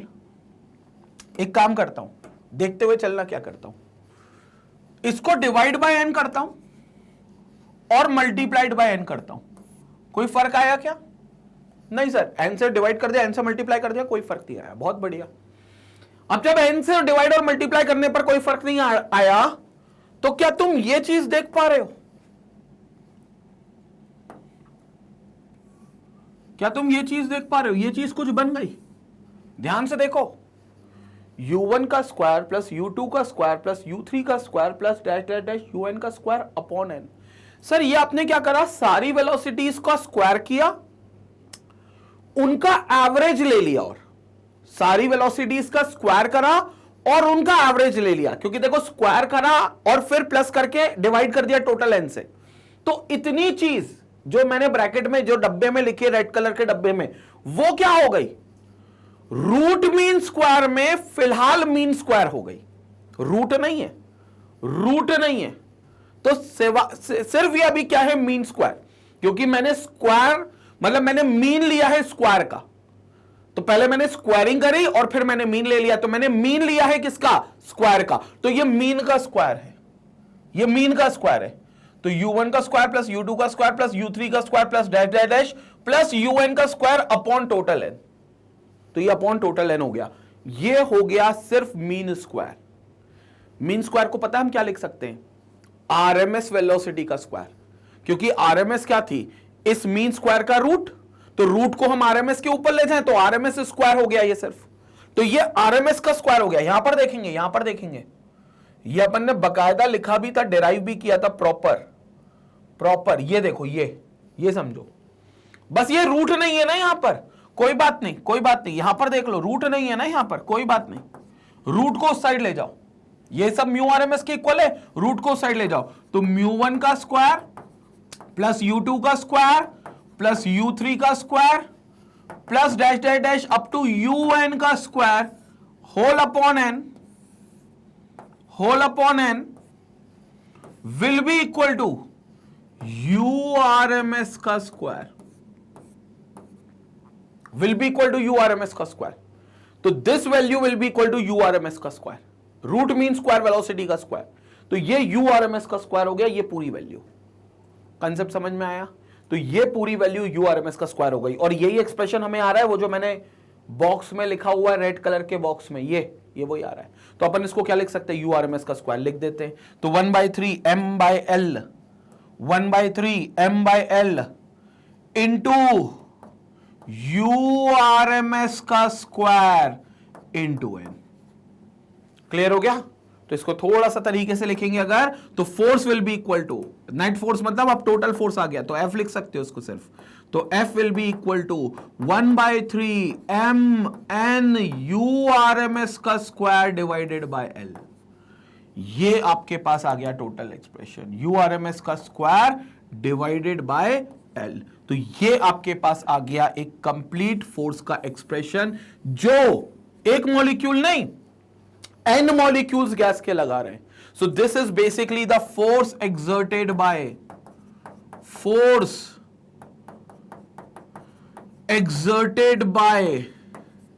n molecules of gas.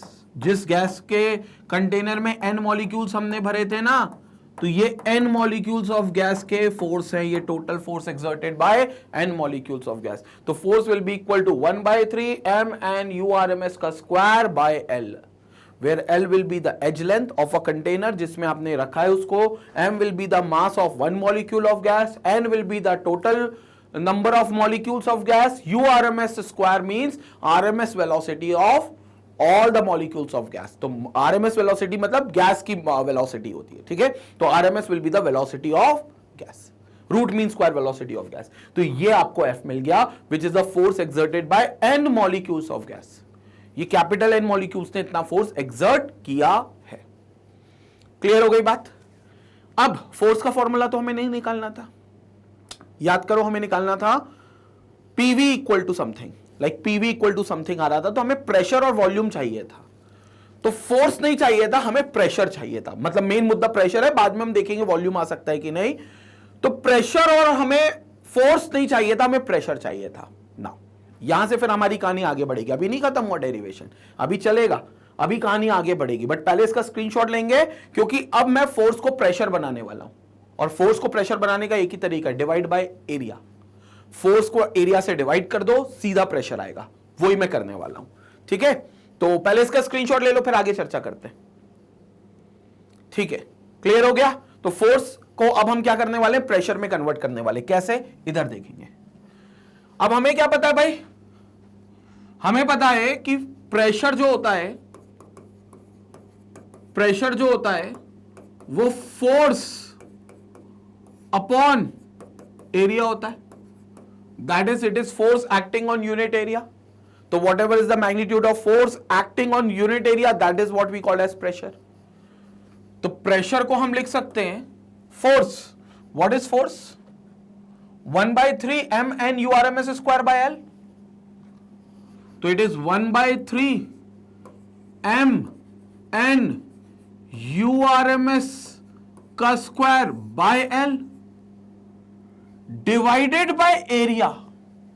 Area ये फोर्स है अभी सिर्फ, डिवाइडेड बाय एरिया। एरिया क्या होगा इस कंटेनर का? अगर हम बात करें इस कंटेनर की, हम बात करें तो इस कंटेनर का एरिया क्या होगा?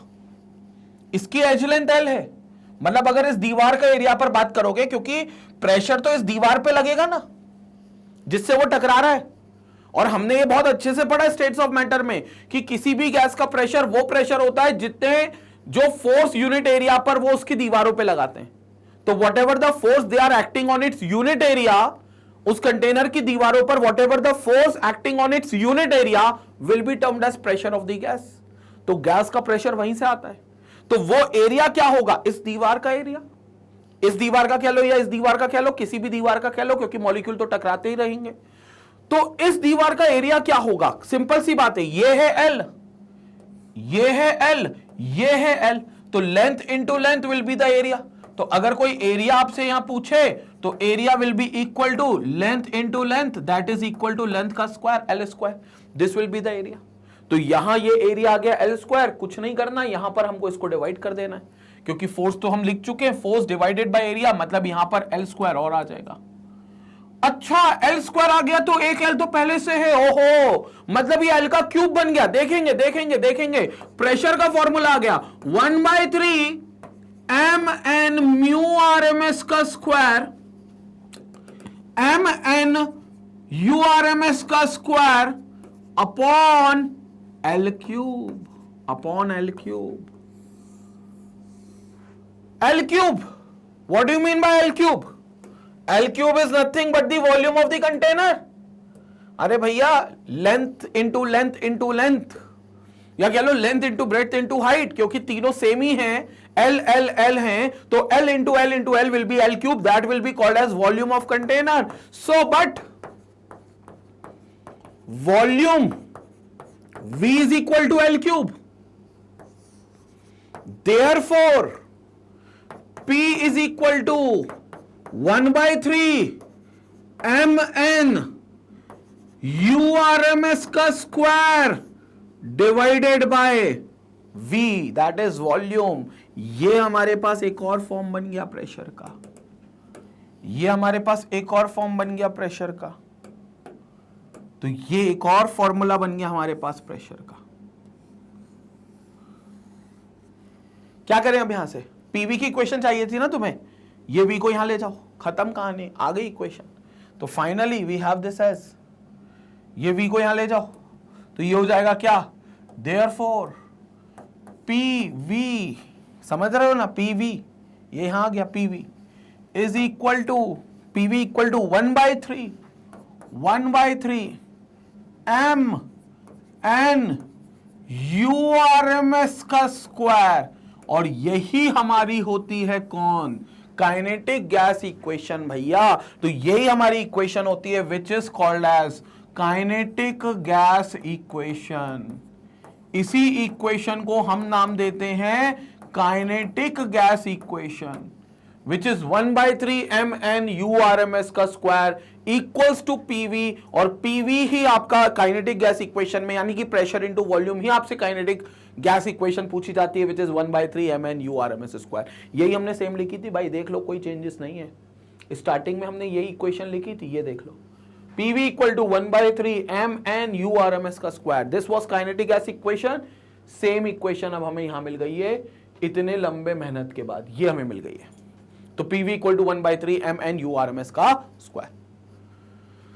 खेल समझ में आया? ये आ गई हमारी काइनेटिक गैस इक्वेशन। अभी हमारी काइनेटिक एनर्जी को निकालना बचा है। काइनेटिक एनर्जी और पीवी का रिलेशन भी अपन को देखना है, अभी वो भी अपन चर्चा करेंगे। बट ये समझ में आया, इस पर बना लो कम से कम 5 सितारे, चमका लो भैया 5 सितारे, क्योंकि बहुत इंपॉर्टेंट है ये। डेरिवेशन तो देखो नहीं आता कॉम्पिटिटिव एग्जाम में, मैं क्लियर बोल दूं, डेरिवेशन बिल्कुल हो सकता है कि तुमको स्कूल एग्जाम में पूछ लें, 11th क्लास में तुम्हारे टीचर्स दे दें, लेकिन इस पर क्वेश्चन ही आएगा जेईई मेंस में, और आएगा ये कंफर्म बात है। लेकिन उस क्वेश्चन की अप्रोच जो है वो तभी समझ में आएगी जब डेरिवेशन समझ में आएगा। डेरिवेशन पूछेंगे नहीं, लेकिन डेरिवेशन की जो समझ आएगी आपको, इससे आपको इसका न्यूमेरिकल की अप्रोच मिलेगी कि क्या चीजें कहां अप्लाई करनी है और कैसे हमें न्यूमेरिकल को सॉल्व करना है। यह सबसे बड़ी बात है और यह सबसे ज्यादा जरूरी भी है, तो यह बहुत जरूरी है। कंसेप्ट क्लियर हो गया? तो PV इक्वल टू 1/3 mn का स्क्वायर, ये हमारी काइनेटिक गैस इक्वेशन है। This is what we called as kinetic gas equation. तो ये है हमारी kinetic gas equation.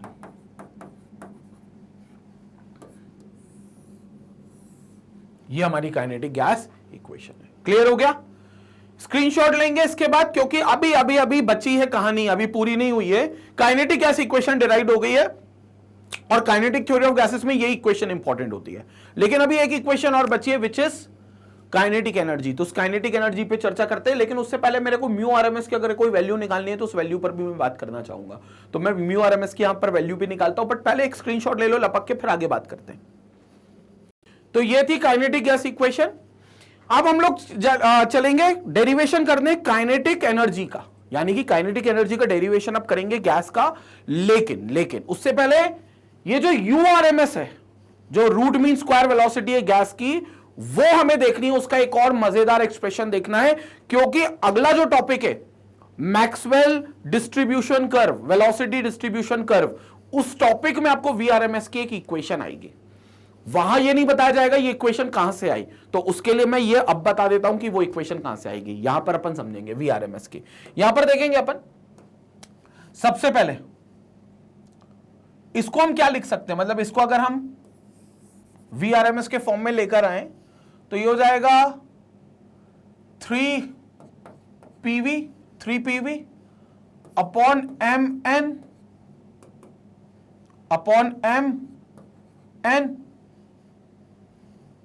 mn equal to URMS का square. So 3PV upon mn equal to URMS का स्क्वायर। ठीक है, अब देखो क्या है ये m और n। m is the mass of gas, बल्कि एक मॉलिक्यूल का मास है, it's a mass of one molecule of gas, and n will be the total number of molecules, right. m is the mass of one molecule of gas और n is the total number of molecule. तो भैया ये total mass हो गया gas का। Are you getting my point? एक molecule का mass हमें पता है और टोटल मॉलिक्यूल्स पता है, तो अगर दोनों को मल्टीप्लाई कर रहे हो तो ये टोटल मास हो गया, तो ये टोटल मास हो गया। So this implies 3PV upon total mass. Total mass को मैं W बोल देता हूं, total given mass will be equal to URMS का स्क्वायर। ठीक है, अभी मैं इसको यूआरएमएस को निकालूंगा, लेकिन अब मैं पीवी को बदल दूंगा। पीवी को कैसे बदल दूंगा? As per ideal gas. तो मैं क्या लिख सकता हूं यहां पर, अगली स्लाइड में हम चलते हैं नाउ। सो 3PV अपॉन W, मतलब पहले अपन वो इक्वेशन लिख लेते हैं जहां से अपन को शुरू करना है। 3PV by W equal to URMS का स्क्वायर। तो यूआरएमएस का स्क्वायर, ठीक है। अब हम पीवी को रिप्लेस करने की बात कर रहे हैं, तो as per ideal gas equation, according to ideal gas equation, according to ideal gas equation, according to ideal gas equation क्या होगा? आइडियल गैस इक्वेशन के हिसाब से पीवी इक्वल टू एनआरटी हम लिख सकते हैं। तो PV will be equal to NRT, PV will become NRT, NRT के बराबर। तो यहां से हम ये चीज को इस इक्वेशन में पुट कर सकते हैं। Let this equation be third, क्योंकि अभी तक हमने थर्ड इक्वेशन, मतलब जो काउंट करी है इक्वेशन, उसमें सेकंड इक्वेशन तक नंबरिंग करी थी, फिर ये थर्ड इक्वेशन आ गई, थर्ड इक्वेशन। तो अब क्या करें, पीवी की ये वैल्यू, कौन सी वैल्यू? एनआरटी, हम इसमें पुट कर देते हैं। तो पीवी की ये वैल्यू एनआरटी हम इसमें पुट कर देते हैं, तो क्या हो जाएगा, ध्यान से देखेंगे। पीवी की वैल्यू एनआरटी में पुट करेंगे तो क्या होगा, 3 NRT upon W, that is weight, is equal to URMS का स्क्वायर। ये हमारे पास बना 3 NRT by W equal to URMS का square. Now moles upon mass, moles upon mass, moles क्या होते थे?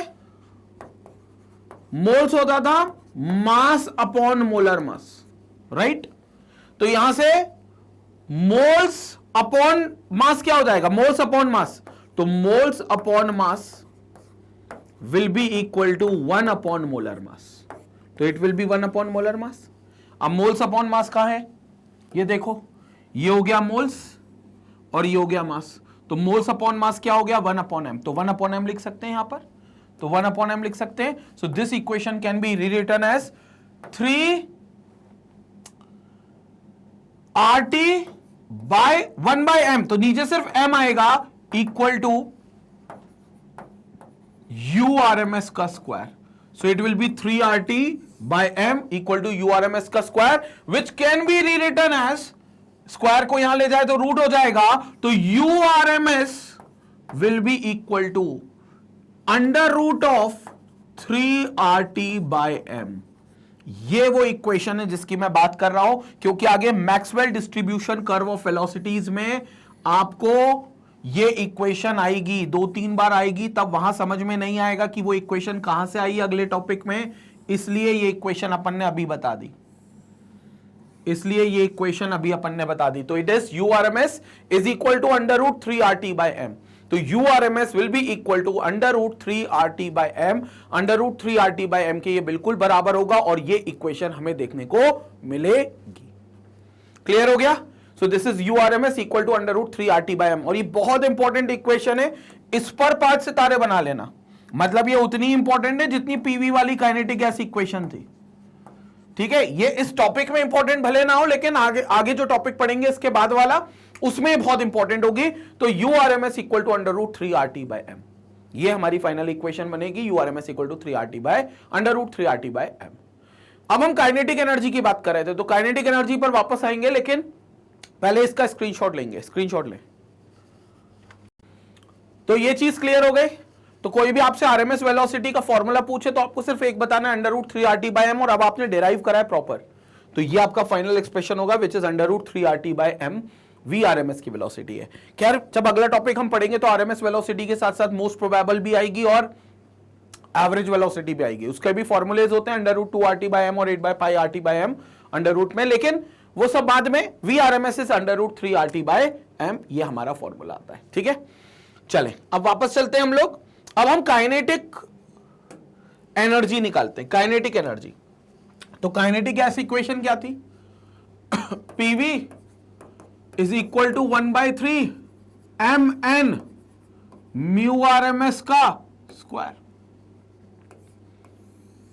This was kinetic equation, kinetic gas equation, so it was kinetic gas equation,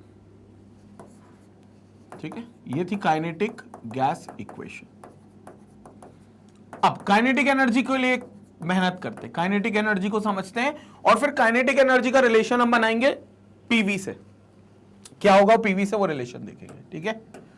चलो, काइनेटिक गैस इक्वेशन अपन निकालते हैं, kinetic energy निकालते हैं बल्कि। सो kinetic energy now this is for kinetic energy of gas, kinetic energy of gas solve करते हैं, kinetic energy of gas. सबसे पहले kinetic energy of a molecule of a gas, एक मॉलिक्यूल की काइनेटिक एनर्जी गैस की क्या होगी। Simple, kinetic energy is half mv square, यानी कि half into mass into velocity का स्क्वायर। तो हाफ एक मॉलिक्यूल का मास है m और उसकी वेलोसिटी है u1 का स्क्वायर। याद आ गया u1, वो जो हमारा कंटेनर में एक जो मॉलिक्यूल था m मास का, वो u1 से चल रहा है ना, वो सेम अभी u1 से ही चल रहा है भाई, उसमें कोई टेंशन की बात नहीं है। तो kinetic energy of a molecule is equal to half into m into u1 का स्क्वायर। समझ गए ना कंटेनर, याद है कि नहीं याद है।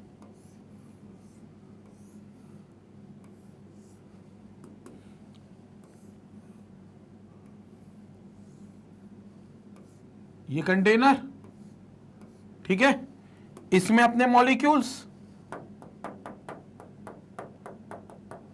ये गैस के मॉलिक्यूल्स, यहां पर गैस के मॉलिक्यूल्स, ठीक है, ये गैस के मॉलिक्यूल्स आ गए, ठीक है। और एक मॉलिक्यूल की अगर हमने यहां बात करी, ये वाले मॉलिक्यूल की, तो इसका मास मान लिया m है और इसकी ये वेलोसिटी मान ली जो u1 है, यही किया था अपन ने, तो वो u1 वेलोसिटी मान रहे, ठीक है। तो half into m into u1 का स्क्वायर। ऐसे ही दूसरे मॉलिक्यूल की काइनेटिक एनर्जी क्या होगी, तो this was kinetic energy 1 suppose करो, तो काइनेटिक एनर्जी 2 क्या होगी, काइनेटिक एनर्जी 2 क्या होगी, हाफ m u2 का स्क्वायर। काइनेटिक एनर्जी 3 क्या होगी, हाफ m u3 का square. Up to kinetic energy n molecule की क्या होगी, n मॉलिक्यूल मतलब समझ गए लास्ट मॉलिक्यूल, क्योंकि टोटल मॉलिक्यूल इसमें n थे, तो लास्ट मॉलिक्यूल की kinetic energy half m un का square. Now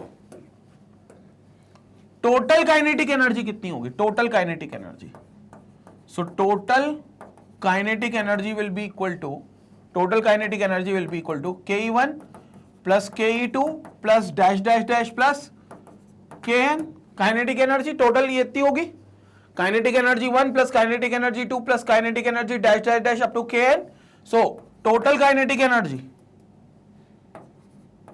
ke will be equal to क्या हो जाएगा, हाफ m u1 का square plus half m u2 का square plus dash dash dash plus half m un का square. Clear हो गया, ठीक है।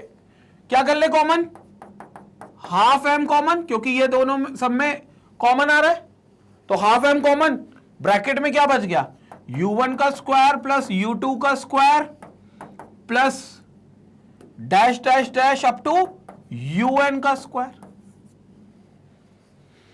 समझ में आया, तो kinetic energy will be half m u1 का स्क्वायर प्लस u2 का square plus dash dash dash up to un का स्क्वायर। क्या करेंगे आप, बहुत सिंपल काम, n से पूरी इक्वेशन को डिवाइड और n से पूरी इक्वेशन का मल्टीप्लिकेशन। समझ में आया, n से पूरी इक्वेशन को डिवाइड और n से पूरी इक्वेशन का मल्टीप्लिकेशन। तो kinetic energy will be equal to half m, यहां देखेंगे दिस विल बी Vrms का स्क्वायर, पहले भी कर चुके भाई, ये पूरा एक्सप्रेशन जो आएगा ये यहां से लेकर यहां तक का क्या आएगा, Vrms का स्क्वायर यानी कि Urms का स्क्वायर, तो Urms का स्क्वायर, Urms का स्क्वायर इंटू n। तो kinetic energy will be equal to, so kinetic energy finally आ गई हमारे पास कितनी, kinetic energy is equal to half m into n into म्यू RMS का स्क्वायर। ये हमारे पास काइनेटिक एनर्जी आएगी गैस के n मॉलिक्यूल्स के लिए, ये हमारे पास काइनेटिक एनर्जी आएगी गैस के n मॉलिक्यूल्स के लिए। So this will become the kinetic energy of n molecules of gas, ये हमारे पास काइनेटिक एनर्जी आएगी गैस के n मॉलिक्यूल्स के लिए, ठीक है। तो ये हमारी इक्वेशन थी kinetic gas equation, but this is the equation of kinetic energy. So this is termed as equation of kinetic energy, kinetic energy equation. तो ये काइनेटिक एनर्जी की इक्वेशन है आपकी। So this is the equation for kinetic energy which is half m mu RMS का square, तो half into mass, that is m is the mass of one molecule of gas into n is the total number of molecules into mu RMS का square. ये आपके पास kinetic energy की expression आएगा और ये kinetic energy की equation आएगी। Clear हो गया, तो ये काइनेटिक एनर्जी हो गई, ये आपके पास काइनेटिक गैस इक्वेशन हो गई, दोनों अलग चीजें। अब दोनों के बीच में रिलेशन आप बना सकते हो, वो अपन उस पर चर्चा करेंगे, बट ये आपके पास दो रिलेशन आ जाते हैं, ठीक है। चलो, तो हमारे पास PV equal to 1/3 mn mu RMS का स्क्वायर है, जबकि kinetic energy half mn mu RMS का स्क्वायर है। ये दोनों चीजों में अंतर है अब आपके पास। क्लियर हो गया, तो इसका स्क्रीनशॉट लेंगे, इसके बाद हम इन दोनों के बीच का रिलेशन और देखेंगे। स्क्रीनशॉट लेंगे पहले, ओके। तो यहां पर ये चीज क्लियर हो गई, और देखो यहां पर ही आपको Vrms बताया हुआ है, URMS कहते हैं जिसको, इसको U बार से डिनोट करते हैं। तो ये √3RT/m अपन पहले ही लिख चुके थे, ये अपने पास आ चुका था √3RT/m, तो उसमें कोई दिक्कत नहीं है। But this is what we are having as Vrms। लेकिन अभी हमने जो देखा है वो देखा है काइनेटिक एनर्जी और PV का रिलेशन। काइनेटिक एनर्जी और पीवी का अलग अलग इक्वेशन देख ली। अब दोनों का रिलेशन देखते हैं, काइनेटिक एनर्जी और पीवी का दोनों का रिलेशन देख लेते हैं एक बार और। So we have PV according to kinetic gas equation क्या है, 1/3 m n म्यू RMS का square. And what is kinetic energy, 1/2 mn mu RMS का स्क्वायर। सब कुछ सेम है, बस 1/3 और 1/2 का अंतर है। तो इसका मतलब ये हो गया, अगर अपन दोनों को सीधा डिवाइड कर दे, अगर अपन सीधा दोनों को डिवाइड कर दे तो क्या हो जाएगा, mn म्यू RMS स्क्वायर से mn mu RMS square cancel, 1/3 divided by 1/2 तो ये चेंज हो जाएगा। तो PV upon KE will be equal to 1/3 divided by 1/2 मतलब इंटू 2/1, यह आ जाएगा डिवाइड बाय 2/1। तो PV by KE is equal to 2/3। So we can say KE is equal to 3/2 times of PV। तो kinetic energy will become 3/2 times of PV। Also we know कि PV क्या होता है ideal gas equation के हिसाब से, according to ideal gas equation PV equal to nRT, but PV equal to RT for 1 mole of gas. तो for 1 mole अगर मान लेते एक ही मोल है गैस का, तो for 1 mole PV equal to RT, क्योंकि n की वैल्यू 1 हो जाएगी।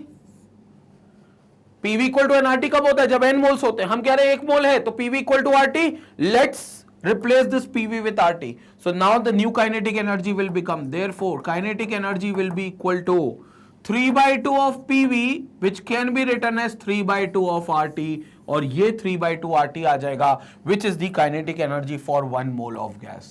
So this is kinetic energy for 1 mole of gas, 1 mole of gas। तो ये काइनेटिक एनर्जी होगी गैस के 1 मोल के लिए, और जो इसी इक्वेशन से आई है, जो इसी एक्सप्रेशन से आई है, तो ये इसी एक्सप्रेशन से आई है। So this is kinetic energy equal to 3/2 RT, which is kinetic energy for 1 mole of gas. तो आपके के पास रिलेशन आ गया, PV by KE equal to 2/3 होता है, या आप कह सकते हो kinetic energy is equal to 3/2 PV होता है। जनरली काइनेटिक एनर्जी को हम निकालते PV के टर्म्स में, तो kinetic energy is always 3/2 times of PV।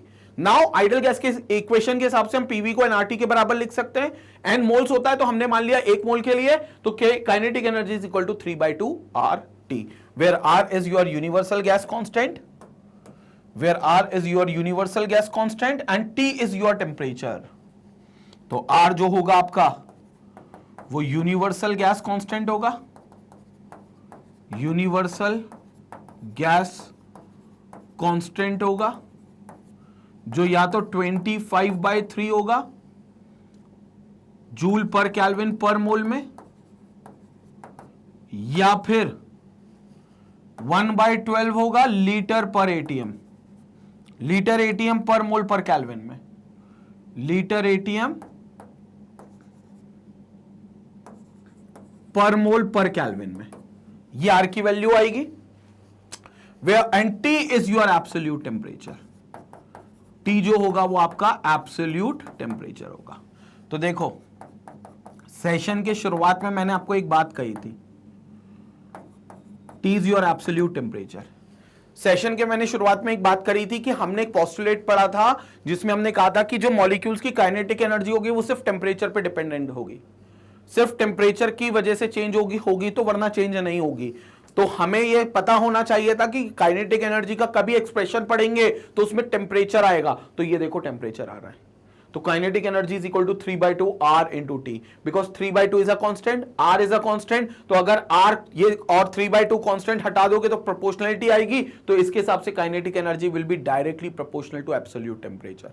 T is absolute temperature ना, तो काइनेटिक एनर्जी सीधे तौर पर क्या मिल रही है बच्चों, 3/2 RT, यानी कि 3/2 R कांस्टेंट हटा दो, कांस्टेंट हटाओगे तो प्रोपोर्शनलिटी वापस आएगी, प्रोपोर्शनलिटी वापस आएगी तो kinetic energy will be proportional to absolute temperature.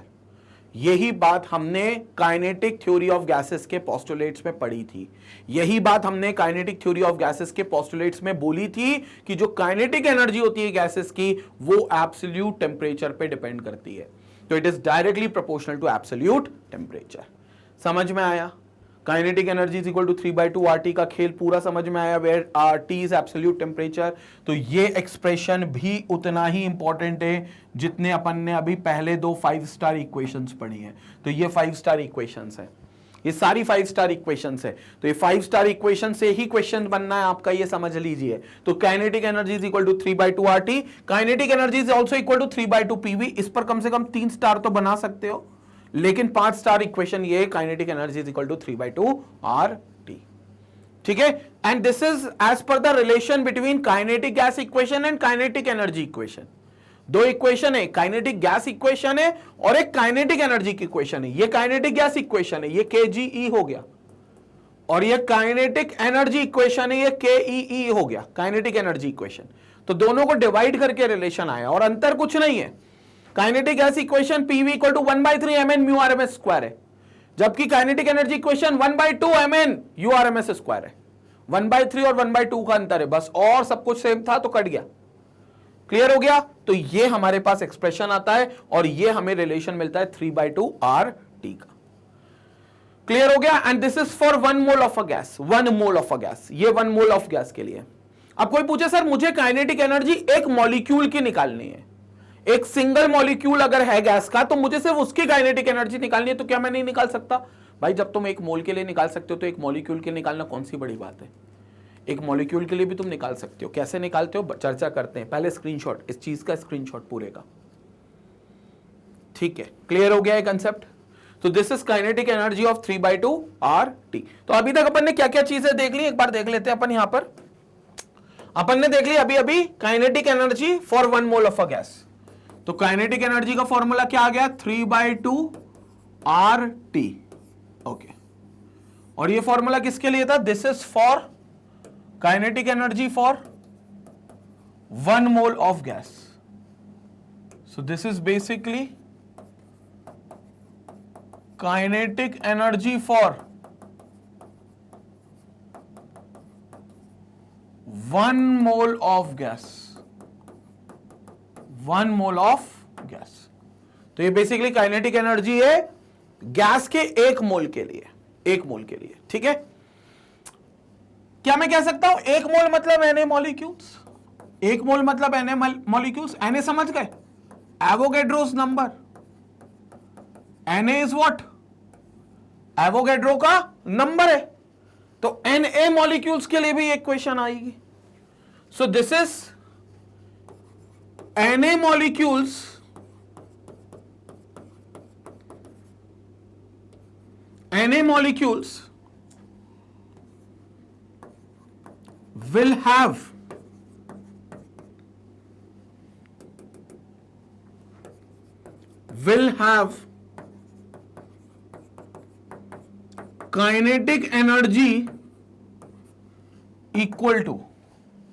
have kinetic energy equal to, so this is Na molecules will have kinetic energy equal to 3/2 times of RT, 3/2 times of RT। तो भैया एक molecule के लिए क्या होगी? So one molecule will have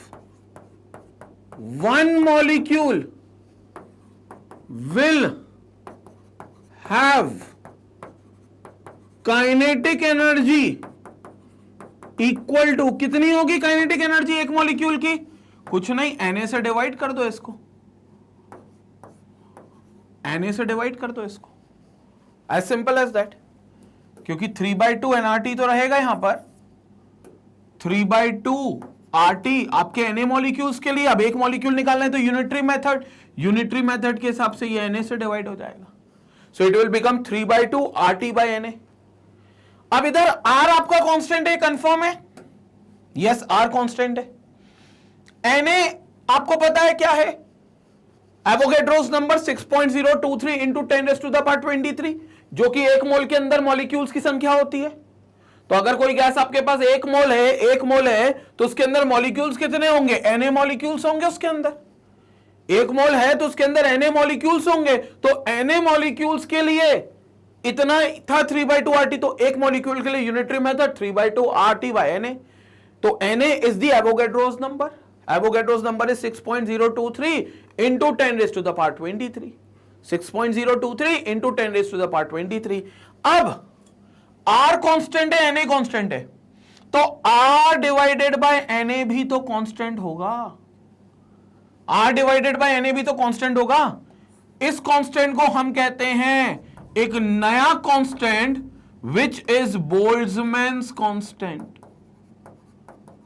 which is Boltzmann's constant. ये एक scientist है, तो ये एक कांस्टेंट हो गया which is called as Boltzmann constant, जिसको हम स्मॉल k से डिनोट करेंगे, जिसको हम स्मॉल k से डिनोट करेंगे। So then the kinetic energy will become, so now the kinetic energy will become, kinetic energy will become 3/2 R by Na, R by Na is k, तो 3/2 times of KT, तो this will become 3/2 times of KT। तो ये kinetic energy आपको मिलेगी which is 3/2 times of KT। तो ये kinetic energy आएगी 3/2 times of KT। और यहां K क्या होगा अपना? K will be Boltzmann constant, जो कि एक नया कांस्टेंट होगा। क्यों नया कांस्टेंट होगा? क्योंकि R गैस कांस्टेंट है, Na एवोगैड्रोस नंबर ये भी एक कांस्टेंट है। तो आपके पास दो कांस्टेंट है, दोनों कांस्टेंट को आप क्या मार रहे हो? डिवाइड मार रहे हो। तो डिवाइड मार रहे हो तो एक नया कांस्टेंट आएगा, that is called as Boltzmann's constant. और बोल्ट्जमैन कांस्टेंट को हम K से डिनोट करते हैं, तो दिस विल बिकम K। तो kinetic energy will be equal to 3/2 KT। अब ये 3/2 KT किसके लिए है? It is for one molecule of a gas. So this is the kinetic energy for one molecule of gas. Confusion बिल्कुल मत रखना, सभी काइनेटिक एनर्जी का भी फॉर्मूला आ रहा है लगातार, kinetic energy of one molecule of gas, लेकिन ये एक मॉलिक्यूल के लिए आ रहा है, one molecule of gas. So this is kinetic energy of one molecule, एक मॉलिक्यूल। 3/2 RT क्या था? एक मोल मॉलिक्यूल के लिए, एक मोल गैस के लिए था। तो 3/2 RT काइनेटिक एनर्जी थी एक मोल के लिए, लेकिन 3/2 KT काइनेटिक एनर्जी है एक सिंगल मॉलिक्यूल के लिए। तो एक मोल के लिए ये है, एक सिंगल मॉलिक्यूल के लिए ये है। आपके पास दो काइनेटिक एनर्जीज के रिलेशन है। क्लियर हो गया? एक बार पूरे का स्क्रीनशॉट लेंगे, फिर हम सम अप करेंगे कि अब तक हमने कितनी इक्वेशंस देख ली हैं, सबको हम सम अप करेंगे। एक बार इसका स्क्रीनशॉट लेंगे। ओके, चले यहां पर। तो अब फाइनली अपन कंक्लूड करते हैं इस बात से कि कौन कौन सी इक्वेशन हमने पढ़ी। सबसे पहले हमने काइनेटिक गैस इक्वेशन पढ़ी जो थी PV equal to 1/3 mn mu RMS का स्क्वायर। एक ये इक्वेशन थी, this was kinetic gas equation, this was kinetic gas equation.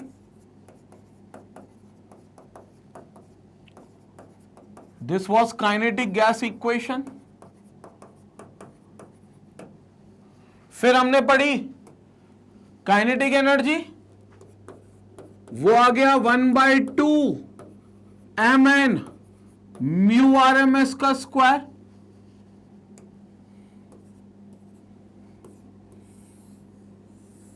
This is kinetic energy for n molecules और kinetic energy for gas.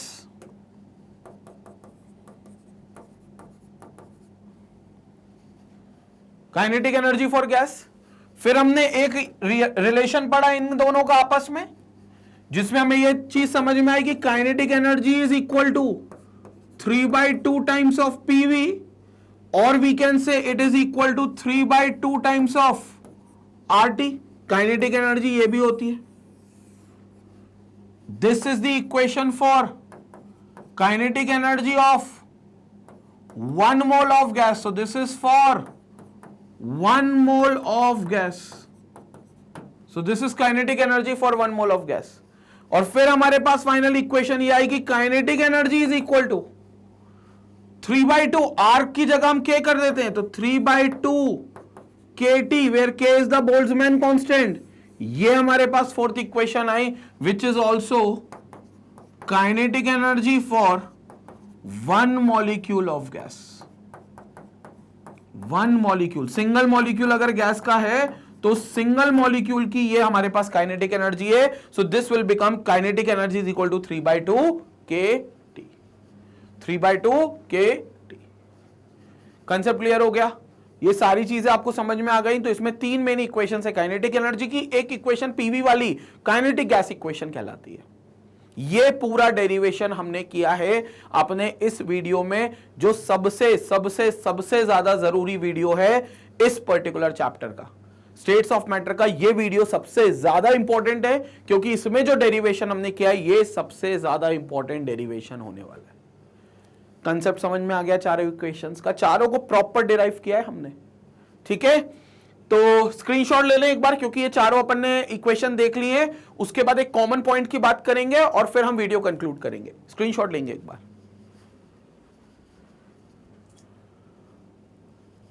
Okay, तो done. Let's move to another point. तो अगला point ये कहता है काइनेटिक गैस इक्वेशन जो है can be used to establish the Boyle's law, Charles law, Avogadro's law and Graham's law of effusion. तो जो काइनेटिक गैस इक्वेशन है, जो हमने काइनेटिक गैस इक्वेशन पढ़ी पीवी की, उससे हम सारे रिलेशंस को स्टैब्लिश कर सकते हैं। कौन कौन से लॉस को स्टैब्लिश कर सकते हैं? बॉयल्स लॉ जो हमने पीवी लॉ पढ़ा है, चार्ल्स लॉ जो हमने वीटी लॉ पढ़ा है, एवोगैड्रोस लॉ जो वीएन लॉ पढ़ा है वॉल्यूम और मोल्स का, और ग्राम्स लॉ ऑफ इफ्यूजन। तो ग्राम्स लॉ ऑफ इफ्यूजन के बारे में जो हमने पढ़ा है, ये सभी लॉस पर हम बात कर सकते हैं। ये सभी लॉस हम देख सकते हैं काइनेटिक गैस इक्वेशन के। क्लियर हो गया? काइनेटिक गैस इक्वेशन से। तो ये बहुत इंपॉर्टेंट चीज है जो हमें मिलती है, बट अल्टीमेटली ये 4 इक्वेशन है जो काम की हैं, बहुत इंपॉर्टेंट इक्वेशन है। क्लियर हो गया? तो यहां पर हमारा पूरा वीडियो कंप्लीट होता है, पूरा वीडियो समाप्त होता है जिसकी यहां पर हम चर्चा कर रहे थे। और इसको मार्क कर लेना इस वीडियो को, यानी कि तुम अगर इसको डाउनलोड करते हो ऑफलाइन में पढ़ने के लिए, कभी नेट कनेक्शन नहीं रहता वैसे पढ़ने के लिए, तो इसको सबसे इंपॉर्टेंट फोल्डर में सेव करना है इस वीडियो को। ठीक है? बाकी अगर YouTube पर कोई लेक्चर मिस आउट कर रहे हो या YouTube से आप सही से एक्सेस नहीं कर पाते हो लेक्चर्स बिकॉज ऑफ कि इतना सारा कंटेंट अवेलेबल है कि दिमागी भन्ना जाता है कि भाई किस वीडियो को पढ़ें, कहां से पढ़ें। और अगर कोई वीडियो मिल भी गया तो अब कौन ये बताएगा कि इसके आगे का टॉपिक क्या है, या पहले टॉपिक कौन सा पढ़कर आना था, या कोई वीडियो में हमने थ्योरी पढ़ी है तो उसके क्वेश्चन कहां से सॉल्व करेंगे। थ्योरी तो चलो मिल गई, अब क्वेश्चन कहां से लगाएं। कोई वीडियो ऐसा मिल जाए जिसमें क्वेश्चन आए, या कोई शीट मिल जाए, कुछ तो मिल जाए कि एक कंसिस्टेंसी बनी रहे, कनेक्शन बना रहे एक पढ़ाई में। तो उसके लिए आज सबसे बेहतर और सबसे आसान तरीका है मैग्नेट ब्रेन्स की वेबसाइट। magnetbrains.com पर जाकर आप ये सारे लेक्चर्स को एक्सेस कर सकते हो, और बहुत सिंपल तरीका है। जैसे ही आप जाओगे होम पेज पर आपको सारे एग्जाम्स दिखेंगे।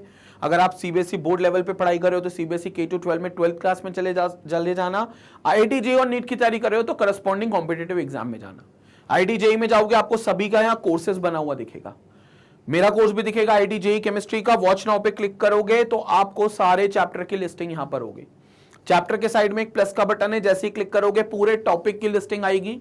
पहला टॉपिक ये, दूसरा ये, तीसरा ये, सभी टॉपिक सीक्वेंस में आपको मिलेंगे, प्रॉपर सीक्वेंस में।